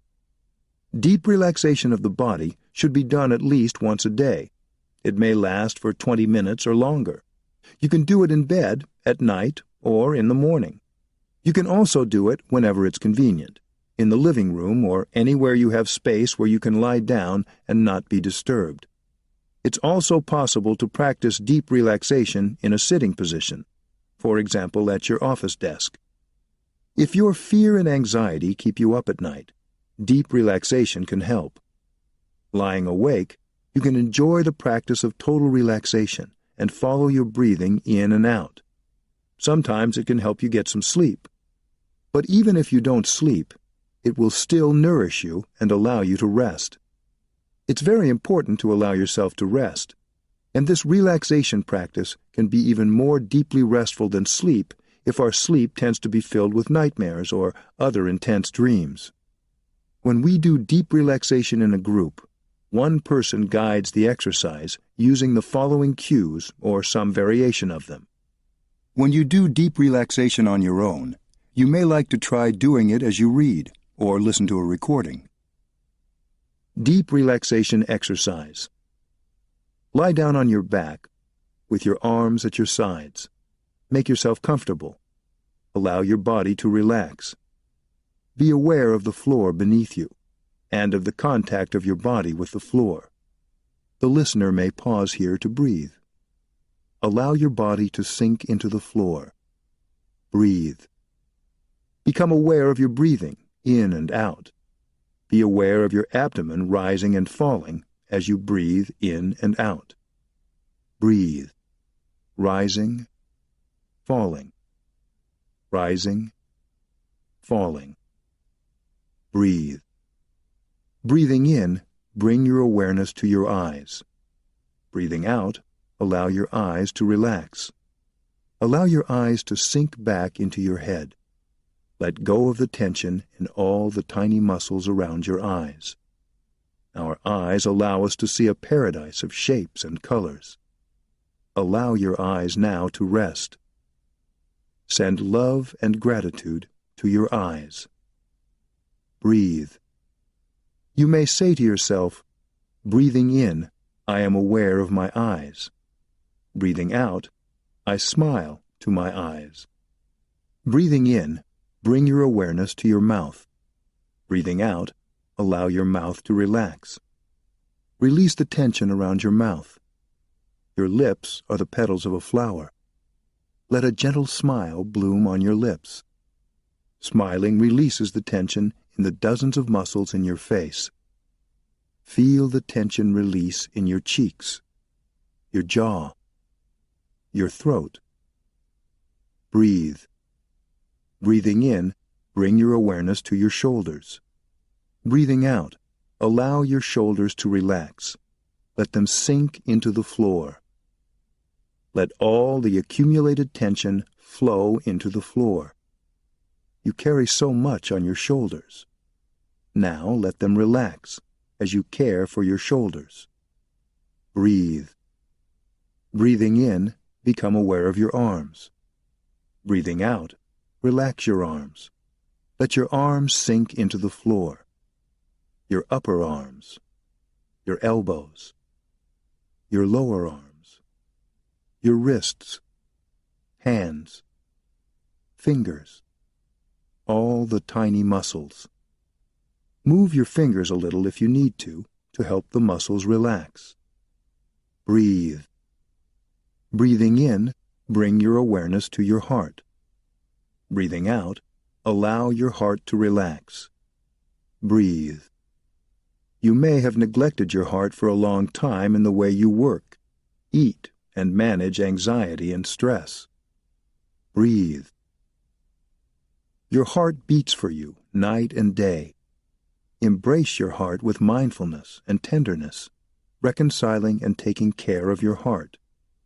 Breathe. Say to yourself as you breathe, breathing in, I am aware of my heart.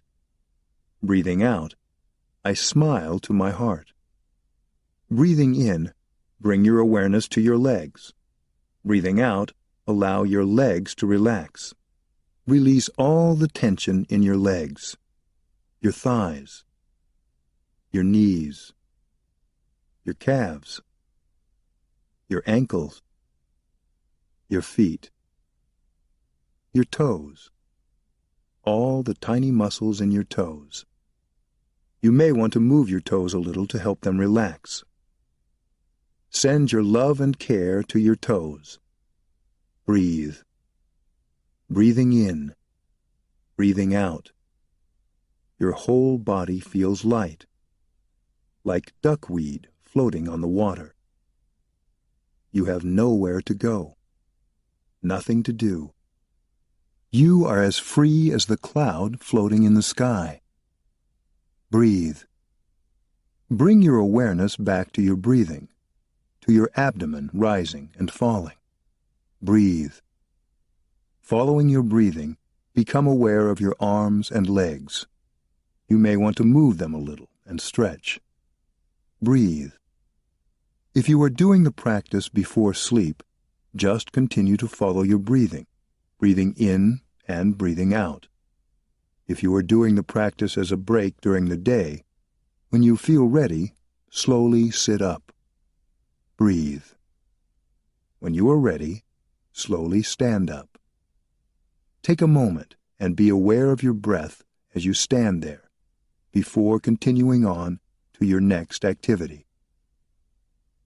Metta meditation. May we be free from fear.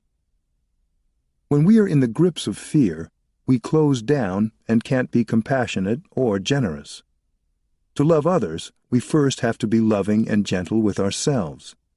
This meditation helps us first to accept ourselves, including our suffering and happiness at the same time, and then to be able to wish others well. Metta means loving kindness. We begin this as an aspiration, such as, may I be free from fear. We look deeply with all our being to understand ourselves. Then we can begin to wish others well. May he or she be free from fear. May they be free from fear. We don't just repeat the words or imitate others or strive after some ideal. We don't just say like a parrot, I love myself, I love all beings. We have to put our heart into it. When we practice, we observe how much peace, happiness, and lightness we already have. We notice whether we are anxious about accidents or misfortunes, and how much fear or worry is already in us. As we become aware of the feelings inside, our self-understanding deepens. We see how our fears contribute to our unhappiness, and we see the value of loving ourselves and cultivating a heart of compassion. Metta practice. This meditation is adapted from the Visuddhimagga, the Path of Purification, by Buddhaghosa, a 5th century CE systemization of the Buddha's teachings. Sit still, calm your body and breathing, and recite the aspiration to yourself. May I be peaceful, happy, and light in body and spirit. May I be safe and free from injury. May I be free from fear, anxiety, anger, and afflictions. The sitting position is a wonderful position for practicing this. Sitting still, you are not too preoccupied with other matters, so you can look deeply at yourself as you are, cultivate your love for yourself, and determine the best ways to express this love in the world. After practicing this way, you can begin to offer this aspiration to others. May she be peaceful, happy, and light in body and spirit. May he be peaceful, happy, and light in body and spirit. May they be peaceful, happy, and light in body and spirit. May she be safe and free from injury. May he be safe and free from injury. May they be safe and free from injury. May she be free from anger, afflictions, fear, and anxiety. May he be free from anger, afflictions, fear, and anxiety. May they be free from anger, afflictions, fear, and anxiety. When offering this aspiration, try it first on someone you like, then on someone neutral to you, then on someone you love, and finally on someone the mere thought of whom makes you suffer. To make this practice concrete, you have to be fully able to visualize yourself and the person you are wishing well. According to the Buddha, a human being is made of 5 elements, called skandhas in Sanskrit. These skandhas are form, feelings, perceptions, mental formations, and consciousness. In a way, you are the surveyor, and these elements are your territory. Begin metta practice by looking deeply into your body. Ask some questions. How is my body in this moment? How was it in the past? How will it be in the future? Later, when you meditate on someone you like, someone neutral to you, someone you love, and someone you hate, you also begin by looking at the person's physical aspects. Breathing in and out, visualize his face, his way of walking, sitting, and talking, his heart, lungs, kidneys, and all the organs in his body, taking as much time as you need to bring these details into awareness. But always start with yourself. When you see your own 5 skandhas clearly, understanding and love arise naturally, and you know what to do and what not to do. Observe your feelings, whether they are pleasant, unpleasant, or neutral. Feelings flow in us like a river, and each feeling is a drop of water in that river. Look into the river of your feelings and see how each feeling came to be. See what has been preventing you from being happy, and do your best to transform those things. Practice touching the wondrous, refreshing, and healing elements that are already in you and in the world. Doing so, you become stronger and better able to love yourself and others. The Buddha observed, "The person who suffers most in this world is the person who has many wrong perceptions, and most of our perceptions are erroneous. You see a snake in the dark and you panic, but when your friend shines a light on it, you see that it is only a rope. You have to know which wrong perceptions cause suffering. Love meditation helps you learn to look with clarity and serenity so as to improve the way you perceive. Next, observe your mental formations, the ideas and tendencies within you that lead you to speak and act as you do. Notice how you are influenced by your individual consciousness, and also by the collective consciousness of your family, ancestors, and society. Finally, look at your consciousness. According to Buddhism, consciousness is like a field with every possible kind of seed in it. Seeds of love, compassion, joy, and equanimity. Seeds of anger, fear, and anxiety. And seeds of mindfulness. Consciousness is the storehouse that contains all these seeds, all the possibilities of what might arise in your mind.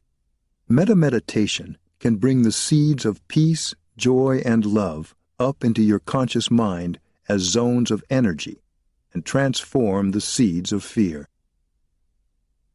The 5 mindfulness trainings. The 5 mindfulness trainings provide a concrete application of mindfulness in everyday life. Practicing the 5 mindfulness trainings helps cultivate right view, which eliminates discrimination, intolerance, anger, fear, and despair. If we live according to the 5 mindfulness trainings, we are already on the path of a bodhisattva. Knowing we are on that path, we are not lost in fears regarding the future or confusion about our life in the present. 1. Reverence for life. Aware of the suffering caused by the destruction of life, I am committed to cultivating the insight of interbeing and compassion, as well as learning to protect the lives of people and animals, and to preserve plant and mineral resources. I am determined not to kill, not to let others kill, and not to support any act of killing in the world, in my thinking or in my way of life. Seeing that harmful actions arise from anger, fear, greed, and intolerance, which in turn come from dualistic and discriminative thinking, I will cultivate openness, non-discrimination, and non-attachment to views in order to transform violence, fanaticism, and dogmatism in myself and in the world. 2. True happiness. Aware of the suffering caused by exploitation, social injustice, theft, and oppression, I am committed to practicing generosity in my thoughts, speech, and acts. I am determined not to steal and not to possess anything that should belong to others. I will share my time, energy, and material resources with those who are in need.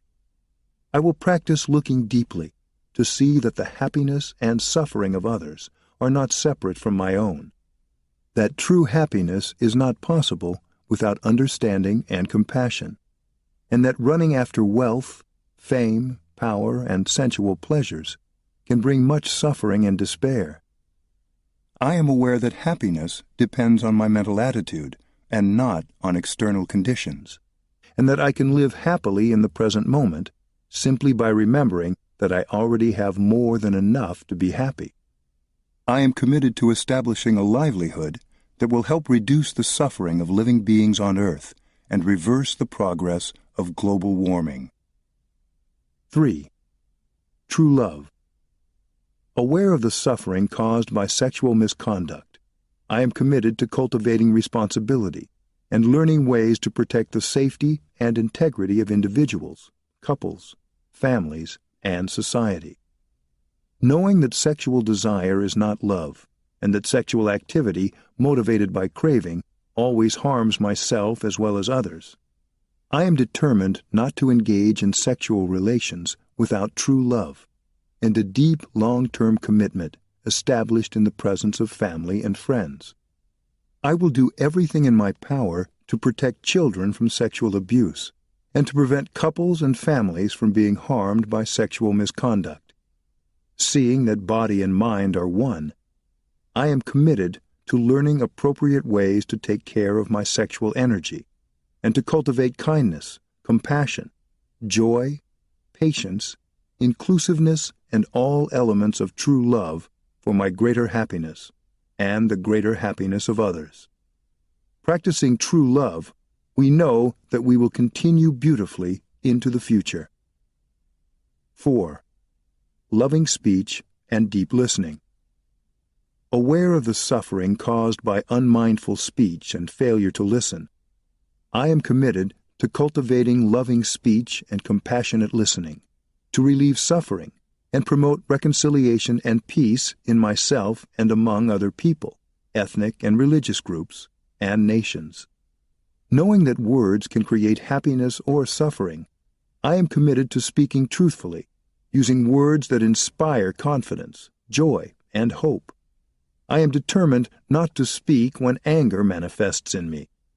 I will practice mindful breathing and walking to recognize and look deeply into my anger. I know that the roots of anger can be found in my wrong perceptions and lack of understanding of the suffering in myself and the other person.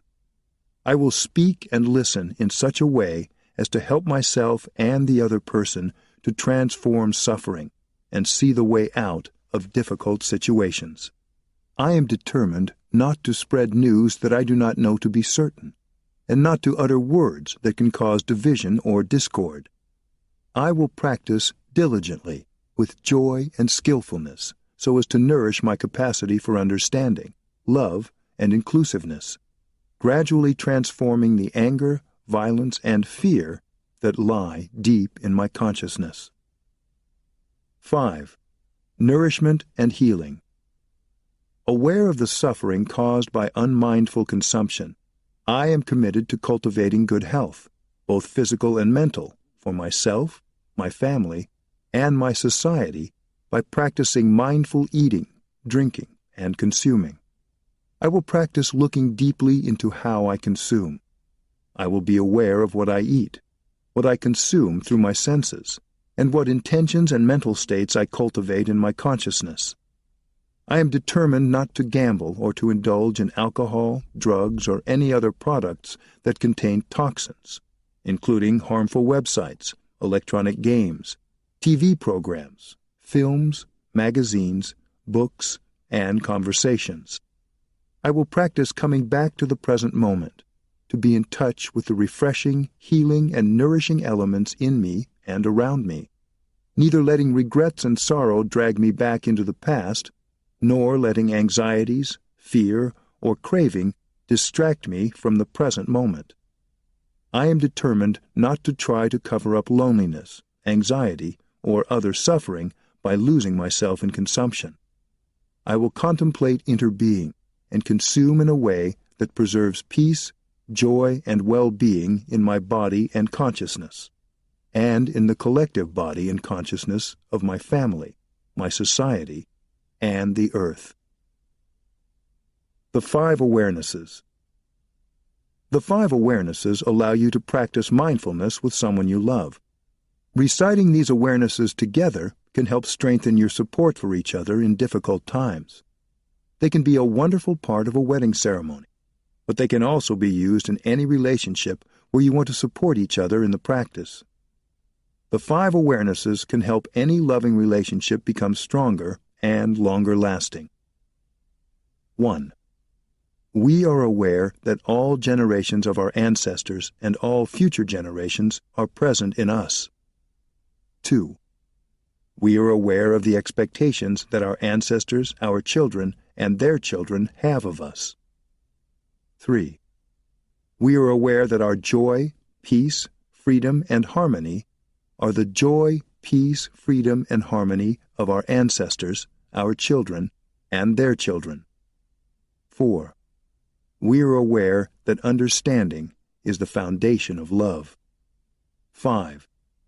We are aware that blaming and arguing never help us and only create a wider gap between us. Only understanding, trust, and love can help us change and grow. In the first awareness, we see ourselves as one element in the continuation of our ancestors, and as the link to future generations. When we see in this way, we know that by taking good care of our body and consciousness in the present moment, we are taking care of all generations, past and future. The second awareness reminds us that our ancestors have expectations of us, and that our children and their children do too. Our happiness is their happiness. Our suffering is their suffering. If we look deeply, we will know what our children and grandchildren expect of us.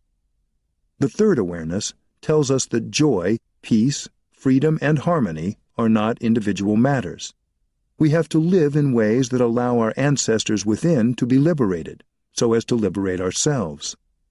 If we do not liberate them, we ourselves will be bound all our lives, and we will transmit that to our children and grandchildren.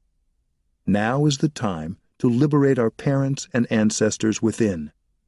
We can offer them joy, peace, freedom, and harmony at the same time as we offer joy, peace, freedom, and harmony to ourselves, our children, and their children. This reflects the teaching of interbeing. As long as our ancestors within are still suffering, we cannot really be happy. If we take one step, mindfully, freely, and happily touching the earth, we do it for all our ancestors and all future generations. The fourth awareness tells us that where there is understanding, there is love. When we understand someone's suffering, we're motivated to help, and the energies of love and compassion are released. Whatever we do in this spirit will be for the happiness and liberation of the person we love. We have to practice in such a way that whatever we do for others will make them happy. The willingness to love is not enough. When people do not understand each other, it is impossible for them to love each other. Remember to practice in the context of a community. Do whatever you can to bring happiness to the air, the water, the rocks, the trees, the birds, and the humans. Live your daily life in such a way as to feel the presence of the community with you all the time. and you will receive the kind of energy you need each time you confront difficulties in your life and the life of the world. The world needs you to be mindful, to be aware of what is going on. We have to live deeply each moment that is given us to live. If you are capable of living deeply one moment of your life, you can learn to live the same way all the other moments of your life. The French poet René Char said, "If you can dwell in one moment, you will discover eternity." Make each moment an occasion to live deeply, happily, in peace. Each moment is a chance for us to make peace with the world, to make peace possible for the world, to make happiness possible for the world. The world needs our happiness. The practice of mindful living can be described as the practice of happiness, the practice of love. We must cultivate in our lives the capacity to be happy, the capacity to be loving. Understanding is the foundation of love, and looking deeply is the basic practice. We practice the fifth awareness because even though we know that blaming and arguing never help, we forget. Conscious breathing helps us develop the ability to stop at that crucial moment, to keep ourselves from blaming and arguing. All of us need to change for the better. It is our responsibility to take care of each other. We are the gardeners, the ones who help the flowers grow. If we understand, the flowers will grow beautifully. Goodwill is not enough. We need to learn the art of making others happy. Art is the essence of life, and the substance of art is mindfulness.